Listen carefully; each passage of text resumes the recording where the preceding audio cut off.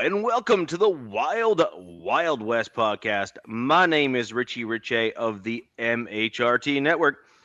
You may recognize or notice that we have someone new on the show today representing the Las Vegas Raiders. Please welcome Raiders Rebel. Round of applause, please. Fantastic. Thank you for joining, Rebel. How are things going? Everything's going great. You know, we get a little jump on the AFC West starting in OTAs, so we get to, work out a little bit before y'all get to test the waters. Seems to be looking good in camp. Season's right around the corner. Couldn't be more excited. And appreciate y'all having me on. It's Fantastic. Definitely first time in enemy territory on a live show, so it's not that bad. Not that bad. We're all pretty tame. Look, we're an acquired taste. I understand. We're an acquired taste. It's all good. It is a strange concept, though, right? Like having we're still looking for that, the infamous red team to join the stream, but we won't mention their name. His searches, it just goes on and on and on. I don't know. They won't come out of the woodworks, but it's a cool concept. Having all four, you get a feel about each team.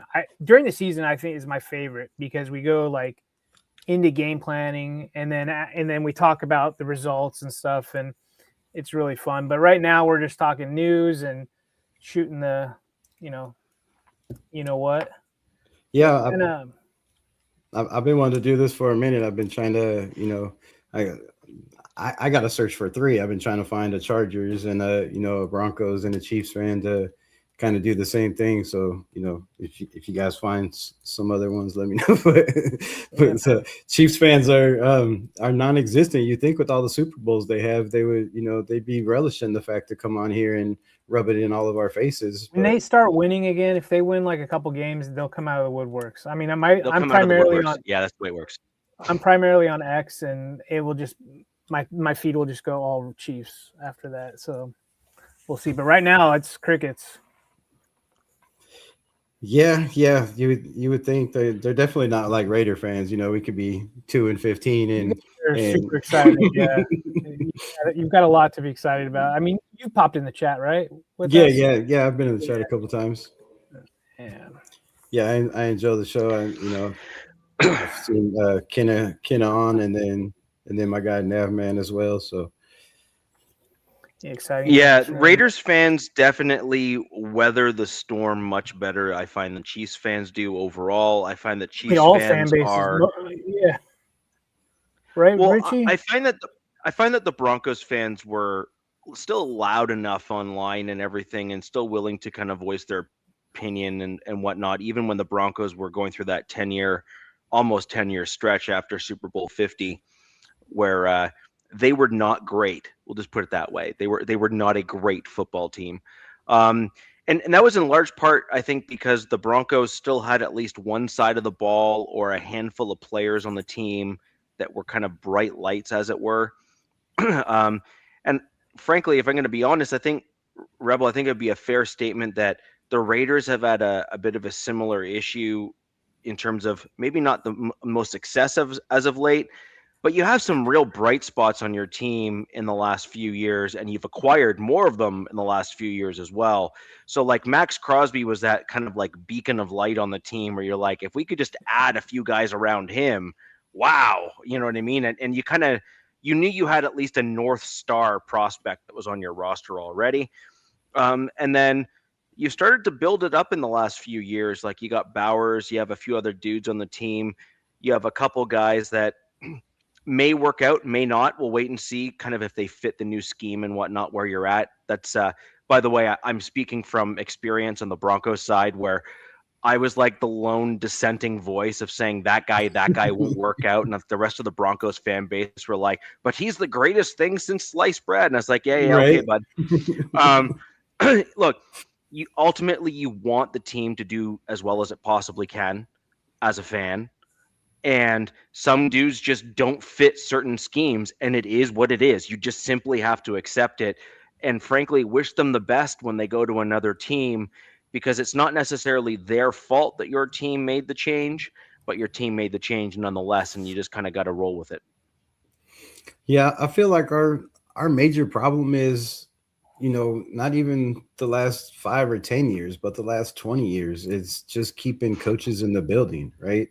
Having a coach for more than a season is is an accomplishment around here. It seems like nowadays, for Raider Nation. So it's hard to, no matter who you draft, because when you bring in a new head coach, that head coach has, his identity, his scheme, his system, his player system fit, and it's not always the same as the last regime. So when you have turnover every single year, those players fall to the wayside because you bring in a new coach.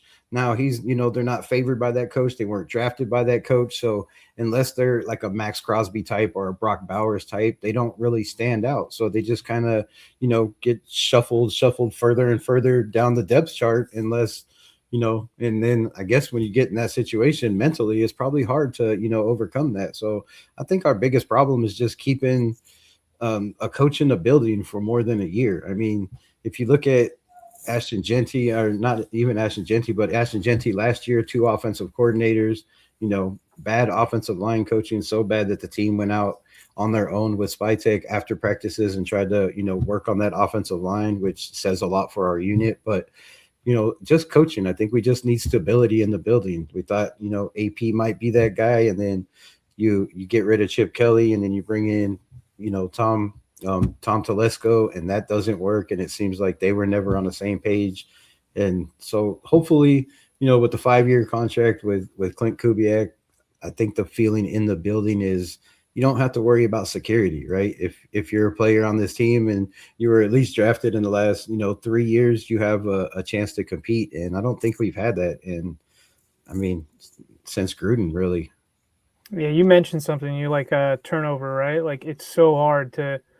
It's scheme fits, right? And it's like in the NFL, what it seems like this day and age. What's probably always been that way, but it's like you got to be drafted at the right time with the right team or sign the right contract, because we've seen like great players go to teams and then just fail, and they're just in purgatory. It seems like NFL purgatory for the longest time.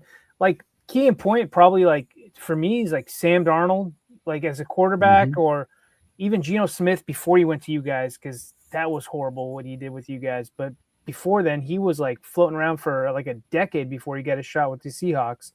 So you've got these players, but like Nav was talking about this with the Raiders. Like you guys had that whole rookie class. I think it was last year's class that you guys barely get to see any of it, right? Like Pete wouldn't play any of these guys. So now you have this new regime coming in, and they've got to figure out a way to see these guys, right? And then this year we only have, or I mean, it's been this way for a while. It's only 3 preseason games. It's like there's only so much. So it's like, yeah, dude, it's tough, man. It's tough to make it on these teams. And then, one man's trash is another man's treasure, right? Like we're always seeing teams scoop guys up, off the waiver wires as soon as when camp breaks and, 53s are set and things like that. So it'll be interesting how it shakes out. Yeah, I mean, we've had Patrick Graham in the building on defense for 4 years, and that's the only stability, right? And it seemed like that defense with Robert Spillane and, Marcus Epps that we had, and Caleb Von Chasen even, right? And Trayvon Morig, like that defense, they started, they were around each other for a couple of years, right? 2, 3, 4 years. Some of those guys, they started to build that chemistry. And then you have Pete Carroll just come in and totally wipe that out, get rid of everybody, let everybody walk in free agency. So yeah, just you get good players in the building, and I think they just don't get a chance to shine because every year it's a new coach. Or, I mean, if you look at the offensive system, they've had 8 or 9 offensive coordinators in 4 years. We fired one every single year in the middle of the year, and then you go with somebody else. So these guys, for rookies, it's hard to develop guys that, all through camp and training camp, you're focused on one system. And then, somewhere in the middle of the year, now you got a new OC with a new system, same playbook, but a different, aspect and mindset of what he wants to accomplish, whether it's, running a wide zone or a strong zone or, mid inside. So yeah, it's just difficult for the players, difficult for the fan base. And hopefully, luckily you guys have a few key, really good players, right? Like you can just plug and play them anywhere, right? Genty, Bowers, JPJ, things like guys like that have, like, I'm pissed that Tom Telesco got you some of those guys. I'm like, of course he goes to the enemy and gets like generational tight end for them when, Herbert hasn't had a guy since what's his name? Hunter Henry left to right. They've been searching. Hopefully Gazin's that guy. We did get Njoku, so we'll see how he does this season. And what's up with the Chargers? Like you just said, they don't, they haven't had really that tight end for many, many moons, right? It's been forever. And they've been searching, man. There were a lot in the draft last year. There were a lot in this year's draft. Like, I'm glad you brought that up. I mean, in the fan base, they're like, what the? I mean, we're past the 10-minute mark, but they're like, WTF about the center position and tight end position, because they failed to address the center, and we ran 2 seasons with Bradley Bozeman, who's by far probably one of the worst centers, especially with the Chargers. And then the tight end, Gazin did have an amazing rookie season last year, and we're hoping that, that just keeps stacking up. But yeah, for years, it was Gerald Everett and just Donald Parham and just, guys like that, and just couldn't have it. When we see Bowers just immediate, we're like, oh God, Jesus Christ. Right. Well, yeah, Gaston was not quite that level, but he definitely showed signs. But I just think like Harbaugh, and with the running backs they have and the quarterback they have, that 12 personnel would be a lot more suited for their offense. And just going out and get one of those guys in the draft this year would have definitely helped that. And I thought with Mike Daniel coming in as the OC, that they would have definitely went out and tried to fill that tight end role this year. But thank God they didn't. They got a guy who I'm like really high on, in Charlie Kohler from the Ravens. That's that guy. I've been high on him for a while. He was behind Isaiah Likely and Mark Andrews there, and I think when Andrews or Likely, one of those guys went down, he actually because he low man on the totem pole. Like, this guy came in, he was like 1,000-yard tight end receiving guy I think out of Iowa, if I'm not mistaken. Wasn't a blocker at all, and you have to learn to block in the AFC North. Right? Good luck, right? And he's now becoming one of the better tight end blockers in the league. I don't want to say he's a top. I don't know where I'd rank him yet, but the guy's got sure hands. So I'm high on him as an every down tight end. And then, the tight end room still, like, after the draft, we're like, there's still more spots to fill. And I was like expecting like a Darren Waller or like a Jonnu Smith or something. And then they get Njoku, who is my number one guy. Like, I know he's had like last, I think it's like season or two, it's kind of been down. But I mean, dude, he's dealing with a nagging knee injury, and he's been on like a losing team. I talked about this weeks ago, but I mean, he's played with like 7 quarterbacks in the last like 2 seasons alone. He said down compared to what? And he had to play with Shador. I mean, down compared to, well, like the point is that when your down year is like somewhere in the middle of the NFL, yeah, that ain't bad. You know what I mean? Like right. there is much worse out there than, hey, he had a down year. He was only like upper middle of the pack. It's like, there are teams out there that would kill for that. You know what I mean? Like, right. And his contract was really bizarre. It's really low. It's 1 year. I think he's betting on himself. I think they're like, hey, come over here, ball out, and then get yourself a contract with some other team next year, for a couple years or whatever. You're going to get the bag. And that's something I've noticed with this regime. They've kind of done that. They're like, we saw some of the guys that left this offseason get the bag at other teams. And I think that's their deal, is they're trying to do that comp pick formula deal. They're like, come over here and we'll get you in the right spot. And then you go get paid somewhere else, and we'll just keep the guys that we want. But I meant more like the 23, his all pro year or whatever, his Pro Bowl year. Like, it's the 24 season and the 25 season were kind of bummers for him. And I think I blame it on injuries and quarterback play. But yeah, I feel like he's definitely going to help definitely going to help that offense. And with Justin Herbert, might be going out on a limb, but I think it's the best quarterback he's played with, so far. So I think I think that's going to help him. You have, a lot, an accurate guy. I guess you did have Flacco in Cleveland for a little bit throwing him the ball, but I think Herbert, and that just opens up their offense a lot, because now you have a decent run game. You have, the whole draft was offensive line, right? Yeah, there was a lot of that. Was like, this is something that you would have thought they would have done like a couple. Like last year, they got like one guy in the 7th round, Branson Taylor, and I think he was like on the 2nd team or 3rd team O line today. Could have been 3rd, I don't know.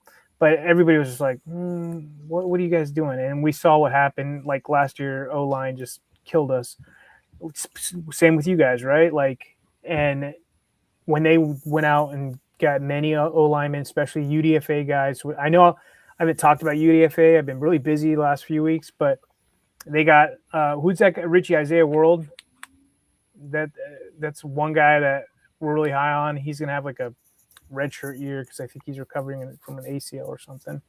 But they got some good guys, man. I'm super excited about this O line, and they've got some competition. But we'll talk about it later. But like the guys that they had as the starters in those guard spots kind of left some of the fans a little soured, especially with the rookies they got. But you spent all that money on Mekhi Becton last year, right? For what?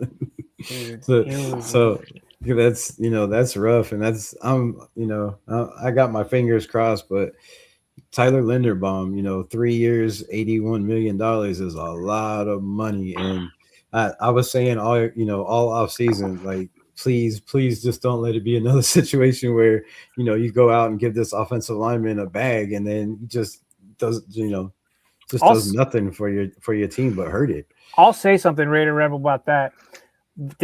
Tom Telesco made Corey Linsley. He signed him from the Packers, and at the time he was like the best free agent center. And when he was healthy with the Chargers, ready to rock, like he transformed that whole offensive line just from that center spot, right? And then he unfortunately had his like heart issue, had to retire. But after him, it's just like the tight end position. They've been searching for centers forever, and hopefully this year they got their guy in Tyler Biadasz. But I think center's so effing important. You just don't really understand it. And getting a guy of Tyler Linderbaum's caliber is massive. And I think the Raiders they were like, look, dude, we're going to pay you. If we've got to suffer this year, we're going to make it worth your while, right? We're building here. You're going to be here for a while. So that's the way I looked at it. Yeah, I'm hoping to have that New England turnaround. I'm pissed. I know Richie wants to talk, but I'm pissed that you guys have JPJ and Linderbaum, 2X wrestlers next to each other. Yeah, that's going to be scary. The only thing about JPJ is he's got availability is the best ability, and he's not been able to show that. Well, isn't he getting that new helmet thing or something, or is he? I hope whatever he does, I hope. But it was first the helmet, and then then the ankle. So he's got to stay healthy. But at least this year we have depth behind him, right? We're not having to put in Alex Kappa or Stone Forsythe. I don't know who's worth Becton or Kappa. I mean, they were horrible. Well, I mean, we only paid $5 million for Kappa, so I'd have to go with Becton. Richie doesn't know about bad O-line play. So I got a question actually primarily for Rebel. So I really like JPJ, like really like JPJ. The problem that I have with JPJ is that I think, this is my opinion on him, he is better suited as a power center than he is in a zone role, which is what he's now been in. Like, he's going into a zone, a wide zone with Kubiak, and he came from a zone-ish. I mean, look, there's not much you can really call out when it comes to the Carrolls there. There was so much that went wrong, but they attempted to play a variant on the zone, And I just don't think that he is well suited for that as a player. Curious as to your thoughts. I feel the same way, right? If you're asking him, if you're asking him to pull, which you're going to be doing a lot in a Kubiak system, right? You're going to be, be pulling an awful lot. I'm sure that he moves his guards, he moves his tackles. I mean, he can get to the next level with blocking. There's been a lot of people that think he's better at the guard position, but a lot of Raider Nation feel like he's just better at the center position. And I've talked about this on my channel all off season is if he doesn't win that guard position, because you got Caleb Rogers who played very well. You have Jordan Meredith. Good year. Yeah, he had a good year, Rogers. Right? Yeah, coming in at the end of the season, he played very, very solid for a 3rd round pick, and then on a bad offensive line with bad coaching on top of that. And then, you look at the fact where you also have, Spencer Burford that they brought in, who knows the system from the 49ers. So that's another guard. And then Meredith, like I said, 2 years ago, was the top 5 guard in all of football when he was playing right guard, and they moved him to center. So last year, should have an asterisk next to it. I think they went completely backwards from where they were, even with Antonio Pierce. When he took over mid-season, that team was on, a total another, trajectory. And then to start the season, you decide to go with, Gardner Minshew, and then that all falls apart. So they started to rise and then just fell off completely. So yeah, I feel like JPJ is better at center. And, I've said it a bunch of times that if some of these guys that we've brought in, like Caleb Rogers, like Burford, or Jordan Meredith, just having the experience.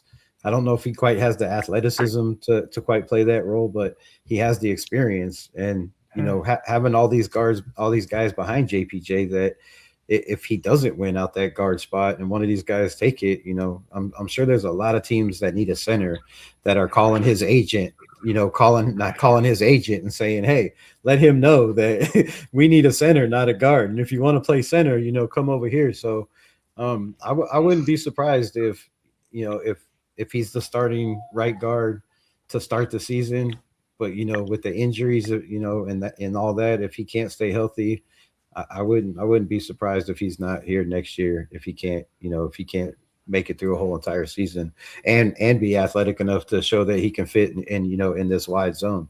Chargers are doing something pretty similar, Raider Rebel, with your situation right now with JPJ. It's like, you're like, he's a center, right? Like, but he did play guard, so he does have experience at guard at least last year or whatever, right? I'm pretty sure. And then you bring in Tyler Linderbaum, bona fide. That's your center. He's not playing anywhere else, right? And then, but this is the same situation. I feel like the Chargers. They bring in Biotish, they sign him in this 3-year deal, and then you draft Jake Slaughter, right? Who was looked at as one of the Slaughter was my guy in the draft. I mentioned one of our shows, right? Yeah, he was a blue star, gold star, whatever the hell you want to call it, guy for our GM. And they went up and they're like, we're getting this guy. Like, this is my dude. And so they're like, hey, we're going to try you out at guard. And it's like, you drafted this guy that high, but he's never played guard before. And he's a center. I don't know. I don't understand that either. So the 2 snaps he did play at the Senior Bowl were pretty piss poor, right? So I'm like, I hope this works out, but I'm not going to sweat it, because it is a good problem to have a really good backup center. Because if anything happens to your center, like I said, that whole O-line essentially crumbles almost when your center goes down. That being said, they did give themselves some leeway with like some free agents this year. There's some competition, but I don't know. Maybe they know JPJ is a good center, and they're like, look, dude, like, we're going to cross train this cat and just see what he can do. He might be too valuable to just trade off or something. Yeah, as long as he can stay healthy. And then I think in the last 2 years, he has 14 penalties, right? And Kubiak come in and he's preaching, smart offensive linemen, right? Guys that aren't going to hurt the team. So he's going to have to overcome some of that aggressiveness and, playing after the whistle. And that's going to be a big step for him too, because you don't want to tell a guy, calm it down, right? We need that aggressiveness, right? You need that guy to be a bulldozer in the run game and move bodies and get to the next level, right? And I think he can be that guy, but if you can't, if you can't control the penalties and you can't be healthy and stay on the field, I think that's a problem. That's why it reminds me of a guy on my team, Trevor Penning. And then all the penalties. And then they go and get Trey Zune in this draft, who we're talking about moving. A lot of people were saying to center, who's played mostly left tackle, and now there's a lot of talk about him playing guard, and we need a right tackle. So, DJ Glaze has struggled, and we don't know what DJ Glaze is. Who was the other guy at right tackle besides Glaze that you guys had play last year? Last year, it was just DJ Glaze. Was it Grant? They had Charles Grant. They brought him in to, I guess, be the heir apparent for Colton Miller on the left side. Okay. So they haven't really played him, but I guess so far in camp they've been, playing him on the right side a little bit. So maybe they move him over to the right side. But yeah, DJ Glaze has just had a rough go of everything. Got thrown into the fire as a rookie, right? When Thayer Mumford got hurt, and has been that guy ever since. Hasn't really had competition. So, Trey Zune doesn't make sense either. There's a lot of talk that he's going to be the backup center, but with his interview, he said he can play all 5 positions.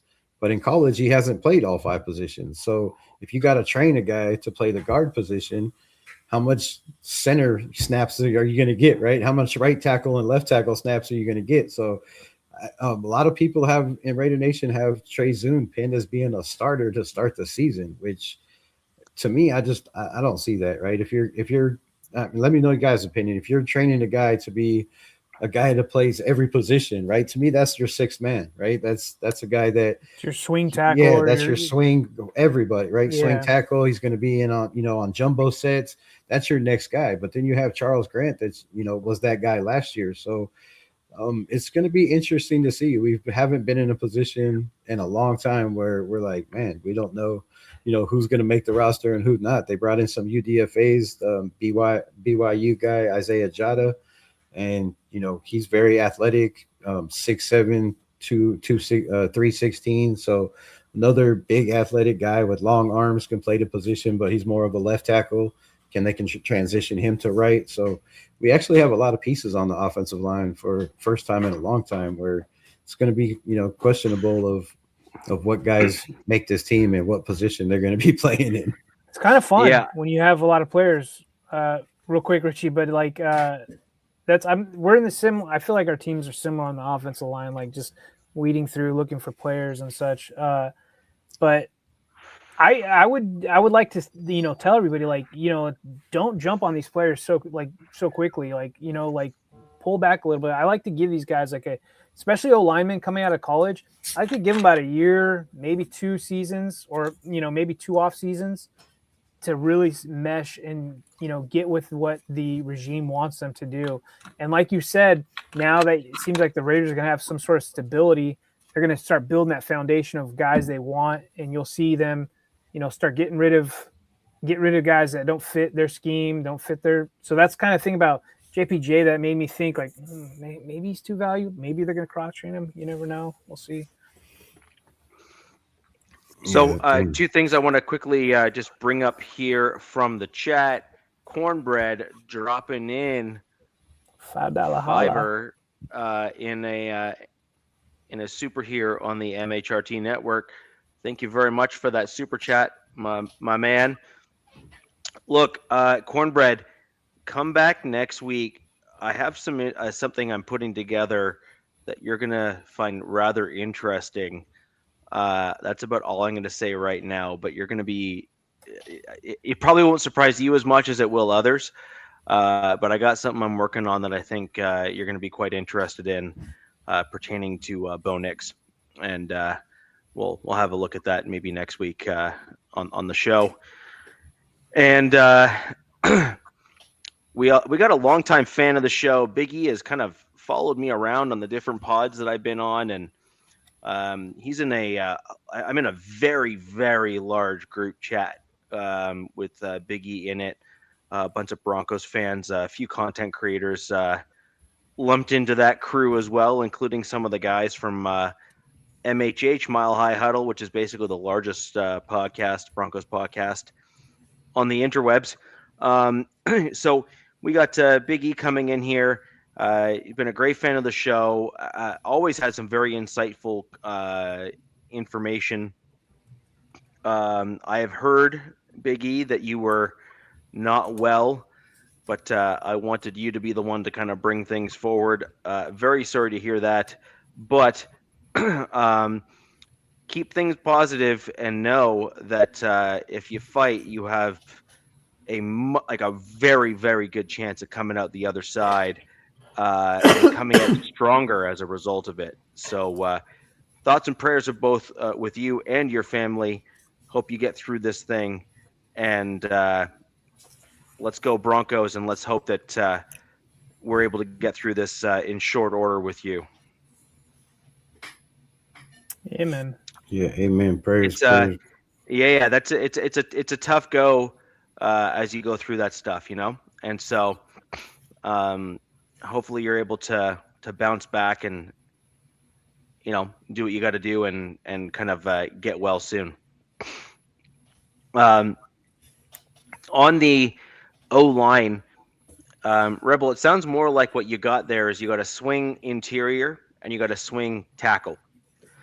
And then the question becomes is, now that you got your swing guys, so those are the versatile guys that, funnily enough, are often not good enough to be a starter at any of those positions on your team, but they're definitely good enough to slot in to kind of like fill the void for a couple weeks. You know what I mean? Like if you really need the guy to do the thing, he can step in and do the thing. But you wouldn't necessarily want him to be the guy that's going to like finish out the season for you at the spot. You know what I mean? Like stuff like that. And then to your point, typically your swing tackle or your swing guard, I guess it depends on the team and the coaching staff. That's the jumbo package, dude. That's the guy that's coming in on those additional run plays. Normally it's the swing tackle, because the swing tackle almost every game will suit up, like hands down, that's it. And so normally they bring in the jumbo set guy at the swing tackle spot, which, as you said, the dude that you brought in as a UDFA, he's actually someone that's super interesting for me there, because he's got the height, the length, the size, the arms, he's kind of ticking the boxes and stuff as he go down there. And to your point, I said this, and your friend and pal there, let's just say we disagreed on a few things on the show. I didn't think Glaze played particularly well for you guys last year. I thought that he was kind of a bit of a weak link on your O-line. And I think that really does blow the doors off and open that up for you for a guy on the right side as a, whether it be a transition guy from a left to right tackle, whether or not you target a right tackle that's cut from another team that might be a good swing guy there for you. But ultimately, I think your future at right tackle is probably open. Yeah, it really sounds like that. And, DJ Glaze is definitely gonna earn those, reps, because that's, his job to lose at the moment. But, Isaiah Jada's decent. And then they went and got Henning, right? He was the second overall pick in the CFL, the College Canadian Football League. So you probably know more about the Canadian Football League than I do.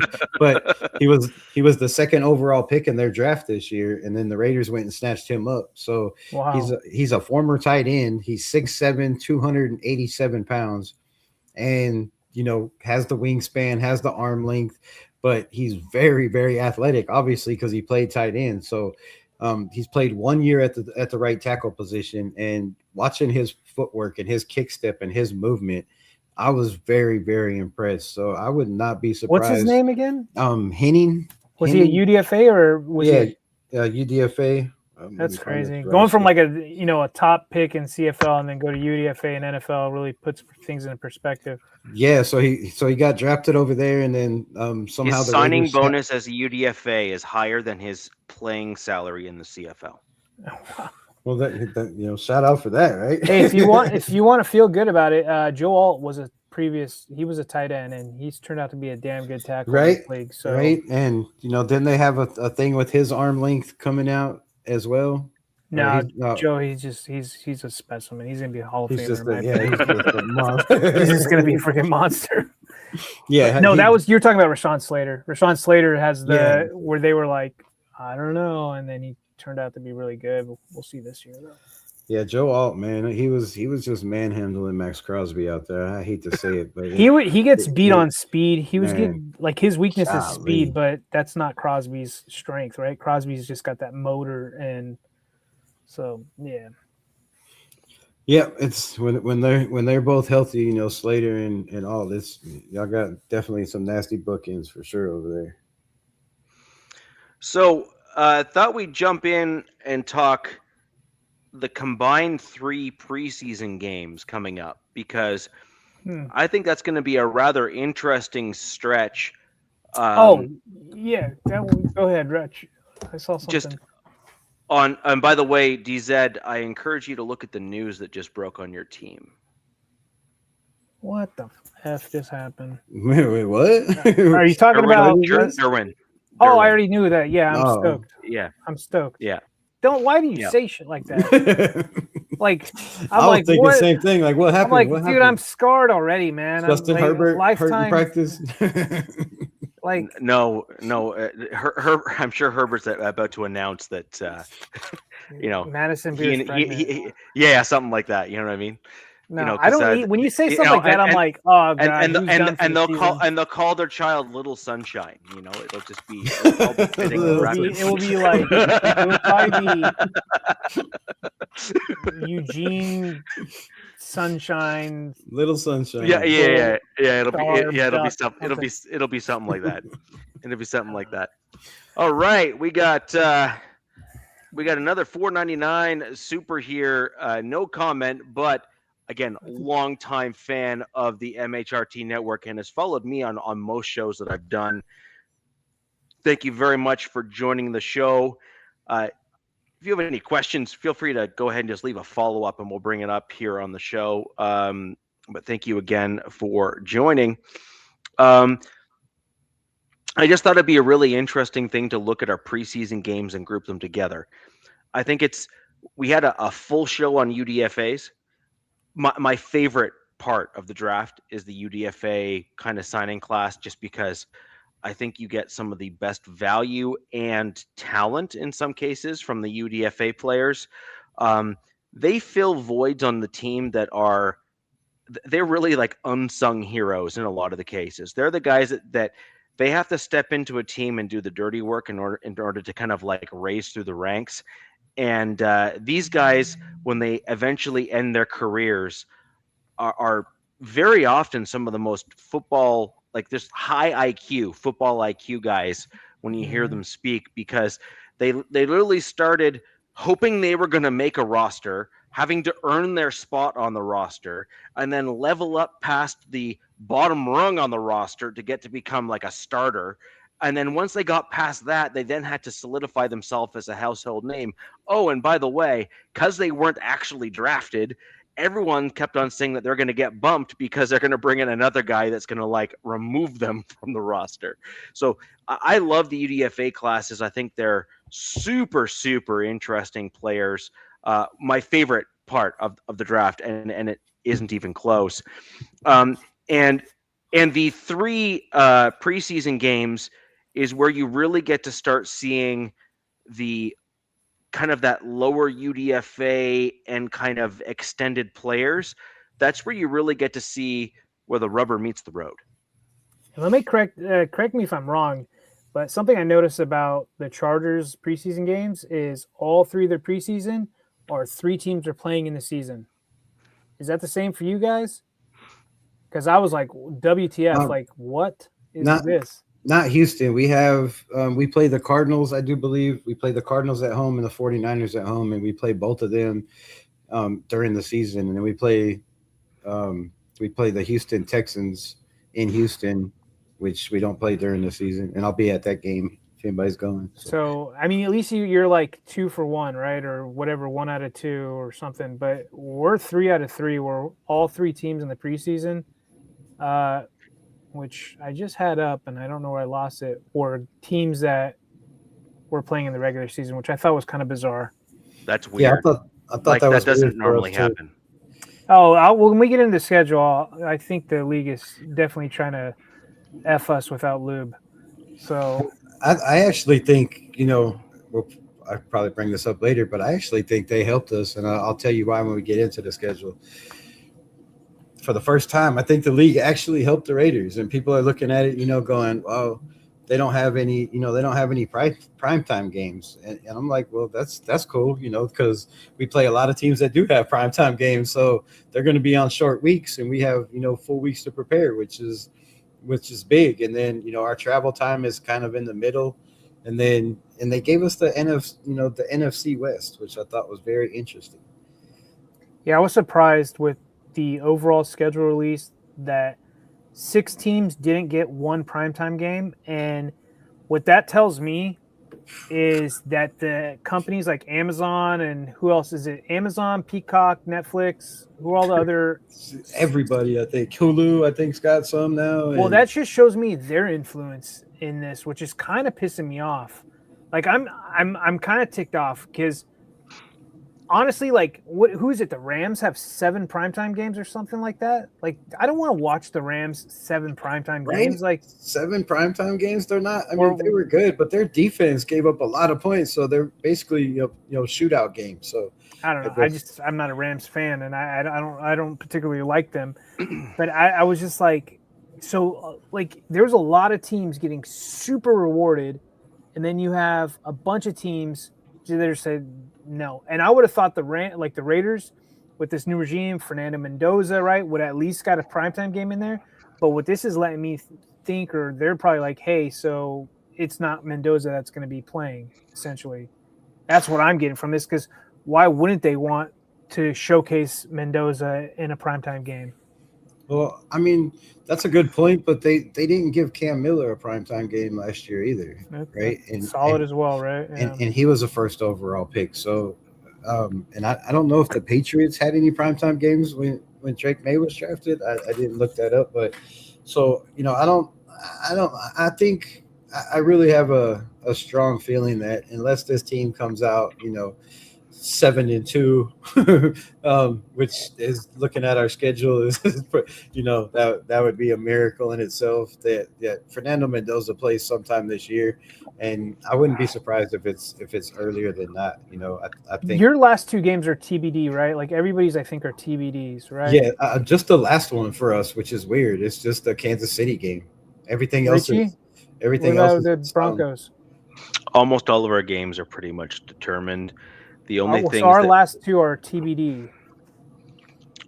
Like in terms of who you're playing or timing? Timing. Oh, sorry. I have the last 2. Yes. So you're right. So our last 2 games are TBD, but do you know why? Well, because they put our last 2 games against the Patriots and the Chargers. Yeah. And I think that the league is thinking that the Chargers are so well coached. I mean, last year, if you're going to be honest, your team would have won the division if you didn't have the injuries you had.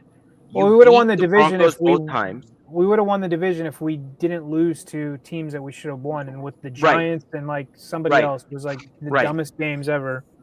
Right, but the point is that I think the league is thinking that the Chargers are going to be highly competitive again because of your coaching staff. Well, you would have thought they would have rewarded us with primetime, Richie, because we only got 3 primetime games when I agree. We averaged like 5 every year or something. But the problem is that Sean McVay, I think, as far as the league is concerned, brings in the soccer moms better than Harbaugh does, and so they want him on. They want him on camera. They want him on camera. Put the pretty boy on. It's not just the Rams. I'm looking. There was other teams with their primetime game. Like I think I have it on bookmark. And Rebel, I get what you're saying. Rebel, I encourage you to take that, clip it, and put it as a short. Right. I think it'll do well. But no, like at the end of the day, the league. I mean, DZ, how many times have we brought this up on the show?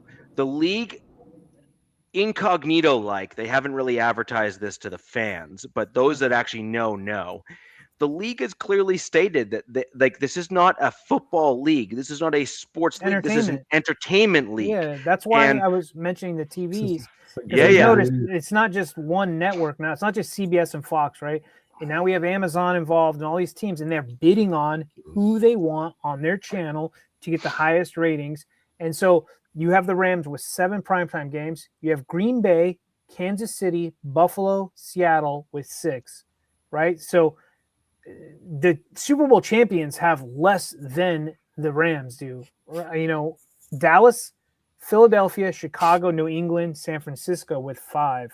What I'm seeing is teams that have a winning past, right? You know, in a big fan base. That's what I'm seeing off the bat. That's what I'm getting at. You know what I mean? Broncos and then you have 4. Right. So you're with Minnesota, the Giants, Pittsburgh, Baltimore, Detroit, Houston. No, you guys have 3. Sorry. I'm seeing 3 right now, unless something changed, or maybe this is wrong. Week 1, Kansas City. Week 3 against the Rams. What is that game, though? Week 6. Pardon me? What's that game? What's the time slot? Sunday Night Football. Okay. It doesn't get more prime time than Sunday Night Football. No, I'm asking because I want to know where I'm wrong at, or where this coach is wrong. And then Thursday Night Football against Seattle, which is on Amazon Prime. And then we have the Black Friday game on Amazon Prime against the Steelers. They could have gave us that. So game. that one of those games is not considered primetime. If one, that's I don't think one. I think one of those games is not considered primetime. I'm assuming that they are negating the Black Friday game and not calling that primetime. Yeah, but I'm going to be honest here. Look, Black Friday is kind of a big thing. And a lot of people are not at work. A lot of people are going to be watching it, and the ratings are going to be huge. And it's on Amazon Prime. So, I mean, as far as I'm concerned, and frankly, as far as most of the internet is concerned, that's a primetime game. Like, it just is what it is. Yeah. I just don't like the fact that I really don't. I mean, who am I, right? But I'm pissed that there are 5 teams with no primetime games. And Biggie also, we also got Christmas Day, which is not deemed primetime. But again, let's be real. Like, Christmas Day games get enormous ratings. Yeah, I'm kind of like enormous. As I'm getting older, I'm like getting upset about the Christmas and games and like they're adding to like the holidays. I'm like, so you're supposed to be spending time with family, but then sometimes family sucks. So then you got the game. So it's like it's a double-edged sword. You know what I mean? But DZ, I have solved that problem. What if family sucks and you have to watch the Broncos and you're a Raiders fan?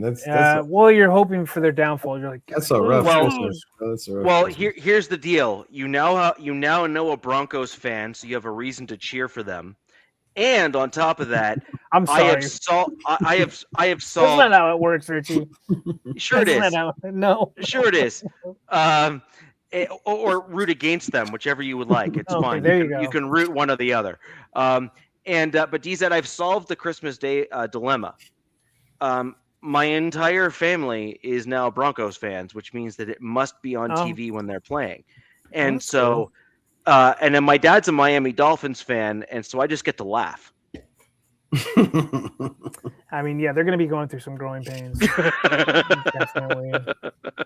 I do like the direction they're going, but they're going to be going through some growing pains. That's for sure. You get rid of your quarterback, your 2-star, both of your star wide receivers, and you start over from scratch. You don't know, what they got on defense. Yeah, it could be a rough patch, but then again, with the pieces they brought in, they could be one of those teams that go from, worst to first. I wouldn't go that far, Raider Rebel.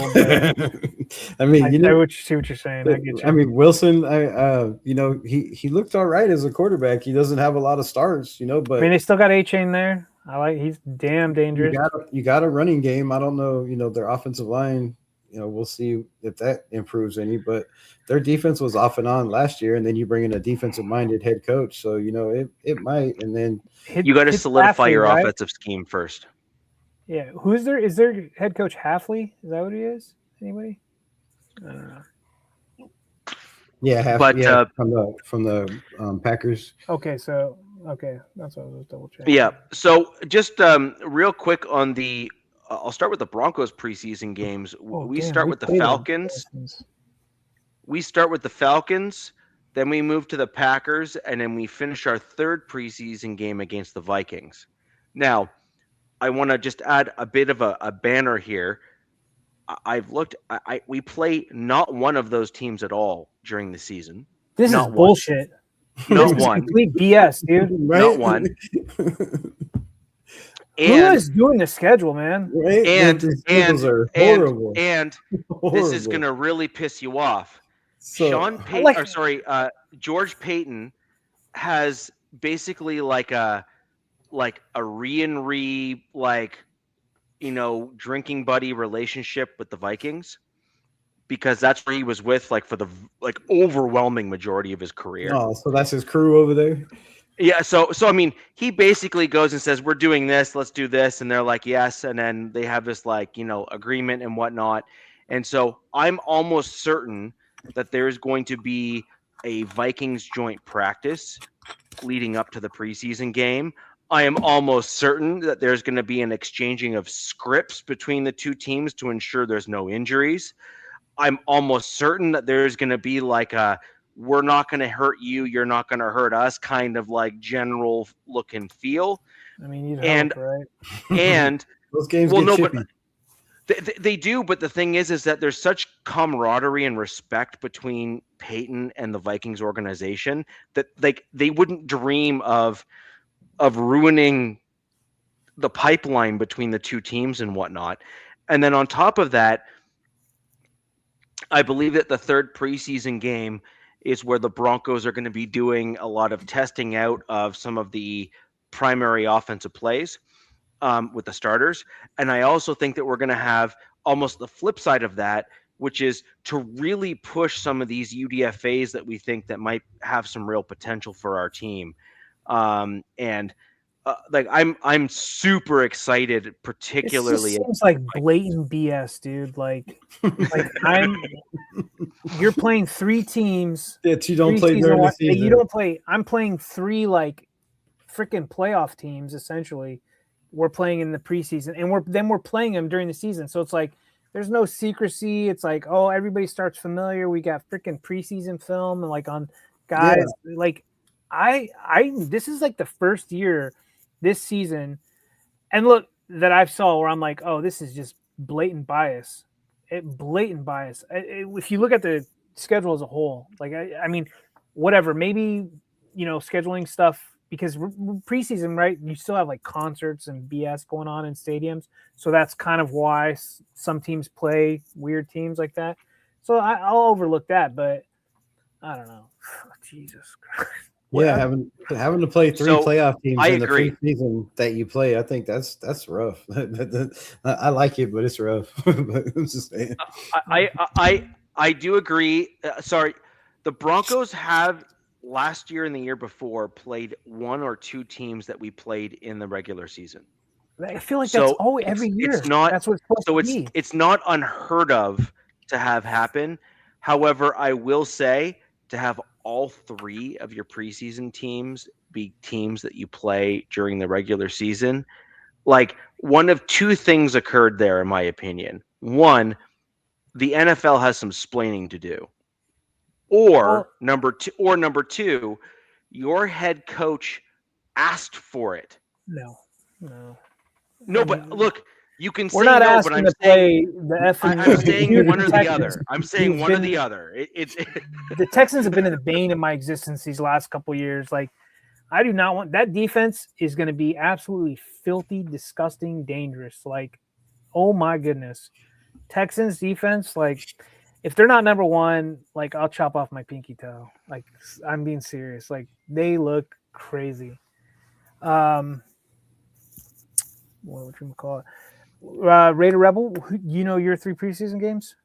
Yeah, it's the Cardinals, and then we got to go to Houston, and then the 49ers.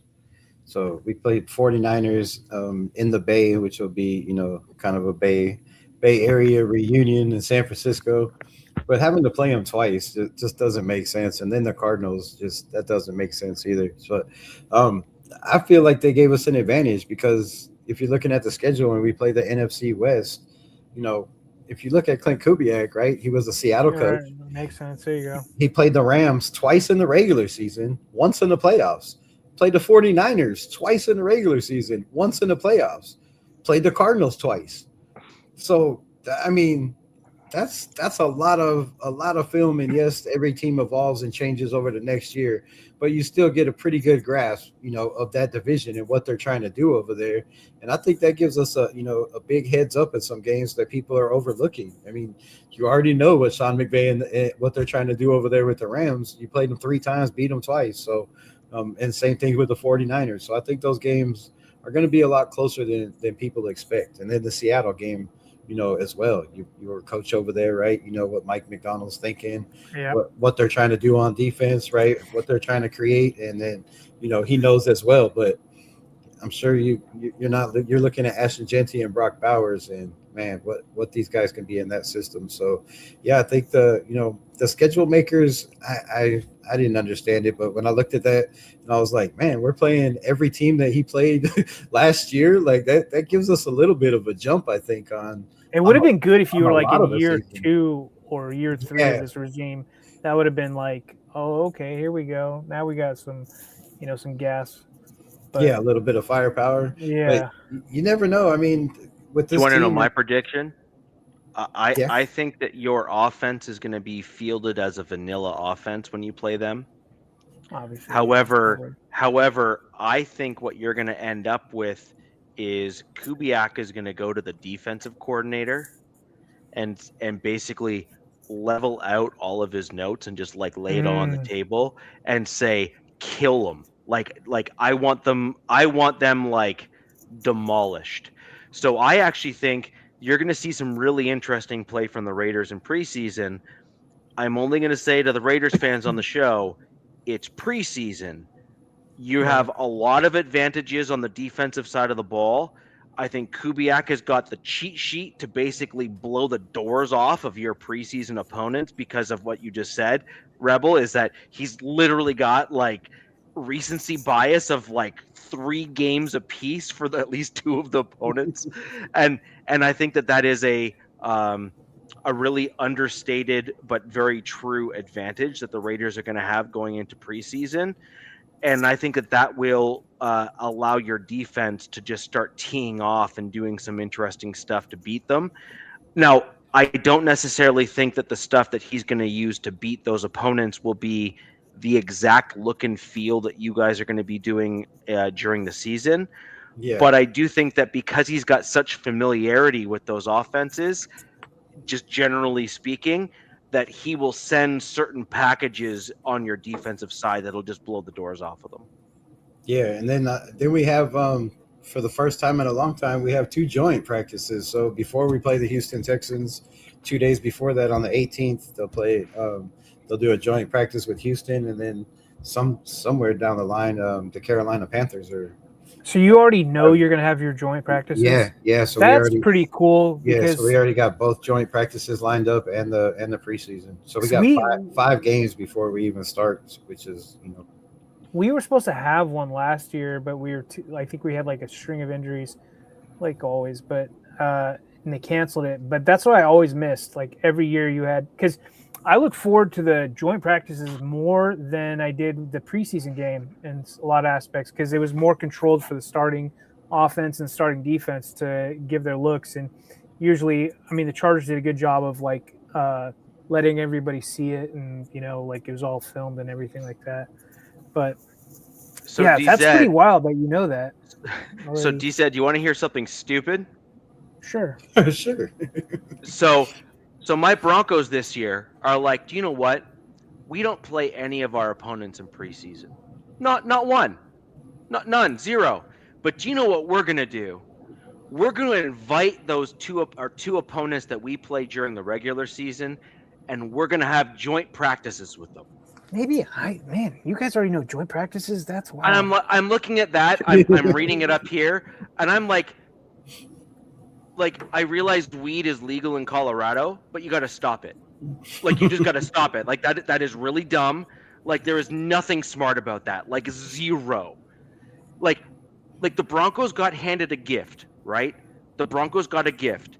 The gift is you don't play any of your opponents at all in the preseason, and you can literally leave it that way, right? And the Broncos said, no. We're going to completely change that whole thing up. We're going to bring in the 49ers and the Arizona Cardinals, two opponents that we play this year, and we're going to have joint practices with them. Because why not? Yeah, why? That makes no sense. I don't understand. Like you gotta that's short bus stupid. Like, that is dumb. So I know the Chargers used especially when they moved to LA, they would play the Cowboys a lot because Cowboys camp is in Oxnard, so it's like right up the road or whatever. So they played them quite a bit. They haven't played them with this new regime, so I wonder if there's these new regimes just don't know each other, don't care, don't want to do that kind of stuff. Maybe is there any? I wonder if there's connections. There's got to be some sort of connections for the joint practices, between staff or something or other. I don't know what connection that we have with Houston or Carolina. I don't. The Chargers have not scheduled any joint practices for the 2026 preseason at all. Zero. But I don't know if that's. I never remember them being advertised this early. That's why I'm really surprised that you guys have already found this out. I don't know. Did you have joint practices last year? They were supposed to. We've had them every year, with all bunch of different teams. It was a lot of the Saints, the Cowboys, like I said, the Rams, and we were supposed to have one because they would always fight. There's always fights, which is kind of fun. Yeah, so they were supposed to do the Rams last year, and there was I guess there was just too many injuries, and they canceled it. Harbaugh didn't say that, but McVay did. McVay was like, no, they're too banged up, so we're not doing joint practices, which makes sense. But yeah, so we didn't do it with Antonio Pierce, and I don't believe they did it with Josh McDaniels in the building either. So last year we did one with the 49ers, which, usually those games a little bit telling, kind of because you get more of the starting units out there and more of the second team. But, we played pretty good against the 49ers, and then the season looked nothing like that. I don't know what the difference was or what happened. If we did do joint practices, I'd like to do it against teams that we're not playing because they are installing a new offense this year. So I'd be like, it would be stupid to be like, oh, hey, this is what we're doing, and this is what we're going to be doing in the freaking season. You know what I mean? Kind of thing, but. That makes sense. But, I mean, we got a new offense and a new head coach, new everything. So, yeah, I was surprised kind of that we were going to have joint practices as well and let. Anybody in the chat wants to look up if the Chiefs have joint practices, that'd be great because apparently. Right? Yeah, where's the Chiefs fans? Yeah, because that's weird. I get they don't have any either. I kind of they're trying to not open the door or open the window for anybody to peek in and see what they got going on with their new fresh running backs and their Justin Fields quarterback. Well, that's the thing, right? Is that I actually don't think that they want to open the door to anyone getting any insight on Mahomes' health.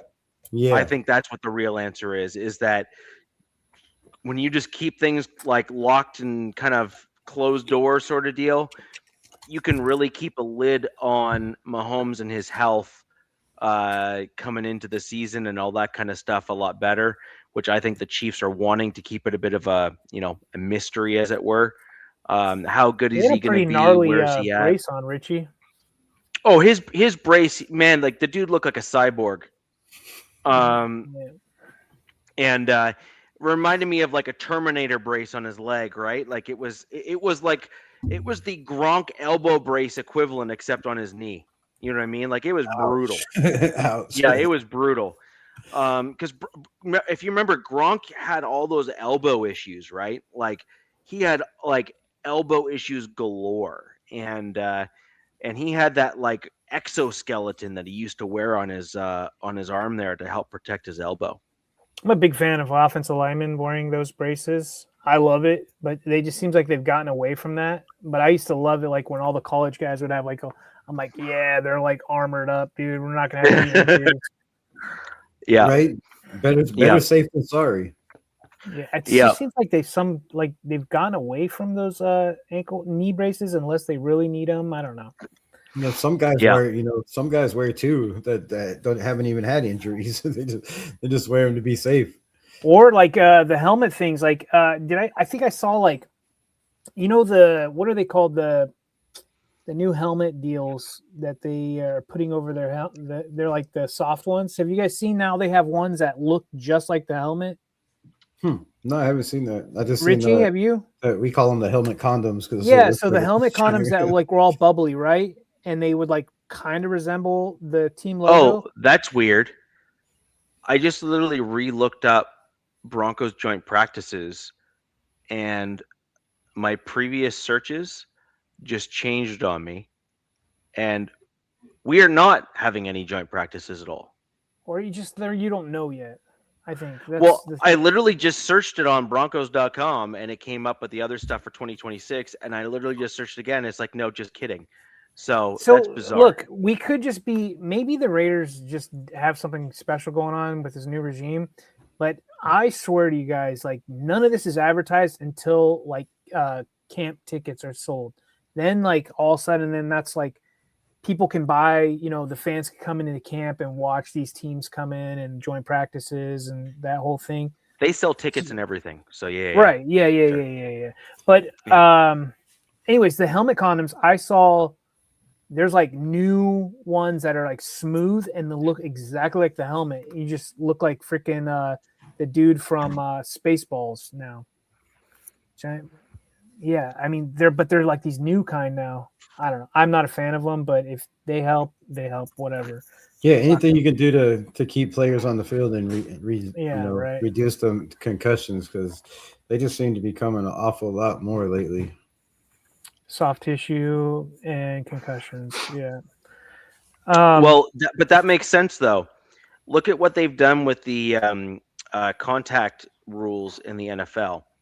So the NFL has effectively eliminated anything around the shoulder now as a hit, because they're basically getting so stingy on the helmet-to-helmet contact rule, where they're not even making nuanced calls anymore. They're just basically calling any contact from the defensive player as helmet-to-helmet contact. And they're also basically eliminating what used to be deemed the strike zone. You know what I mean? Like that shoulder to kind of like stomach region that players would actually prefer to get hit. Like they want to get hit in that midsection so that their legs and their head are spared.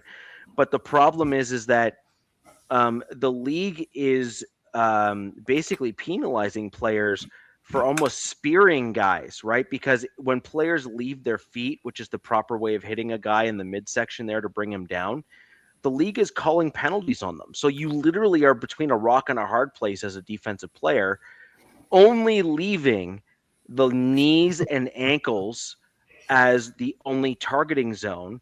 And two things happen when you go really low and attack on a tackle on a guy. You end up with the whipping motion of the body. So you end up with your legs and then you whip down, and your head then becomes kind of the bobblehead when you hit the ground. And that'll generate a concussion more often than not.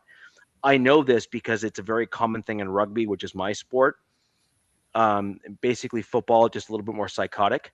And then you also end up with a lot of lower soft tissue injuries and whatnot, because Richie, you get the guys with all these hard exoskeletons smashing knees and stuff, right? Like it's one brutal. thing you left out though. It doesn't help that the league is getting away from playing on grass more and more. A lot of these teams are playing on freaking synthetic turf with concrete right underneath you, so that's not an ideal playing surface. I did see an article come out, I think, in the last couple of weeks, that they're like pushing more teams to go with grass, which I hope is the case. My ownership is forcing it. It should have already been a rule. Turf shouldn't be a thing, but now everybody's trying to go with these controlled environments, right? So, like, what is it? Buffalo's got their new stadium. I think, is it debuting this year or next year? I'm not sure. I think it's next year.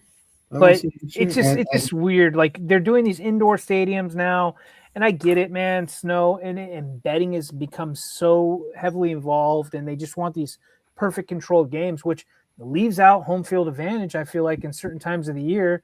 And then once you go how indoor, many snow games have been epic? Right. Epic. I mean, they've been epic, like, and they've also been a hot mess at the same time. I don't care. They are epic. It's part of the NFL we know, right? Growing up, right?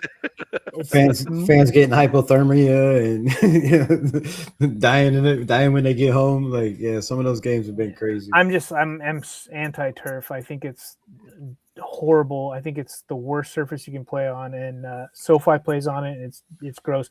Like what the Raiders did, super smart. Like with the Cardinals, where they have the retractable grass that comes out and goes back in. It makes too much sense. Yeah, way too much sense. That's what the Raiders have too. You know, they can put it out there and get sunlight, and then when they couldn't do that in LA, the best weather on planet Earth. Yeah, in Southern California, you should be able to do that everywhere. Like, when the sun's out, you put it outside. Even in the wintertime, you're still getting sun as long as it's not freezing, and then you just reel it back in. So everybody pretty much has grass now that on those wheels. If you can have grass in a desert in Arizona and Vegas, there's no excuse for anybody. Southern California, at the SoFi Stadium for the Rams and Chargers play on turf.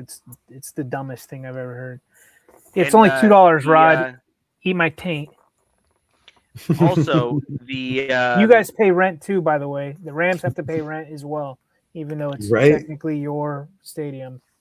Also, just real quick on the grass thing, the Broncos ownership group not only installed grass as their primary turf, they also increased a third rotation as part of their turf replacement.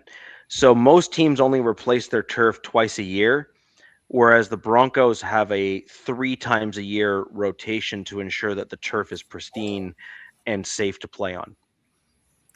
Yeah.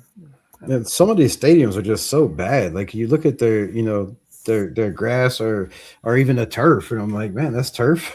Like, fix it, do something with it. So yeah, they just need to completely do away with that. I think it should be mandatory.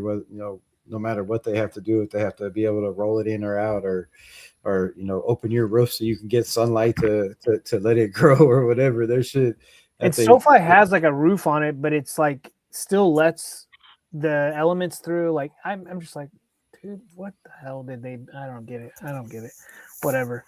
The Raiders bring it in every game because they have other events it's constantly and I think they have two levels where they have like a court and a grass area, so they can just move them out, move them in as they need to. So yeah, I think everybody building new stadiums should have that set up. I think it should be. I agree 100%. I agree. Like unless you're like certain areas, that should be a standard. No, that should be a standard.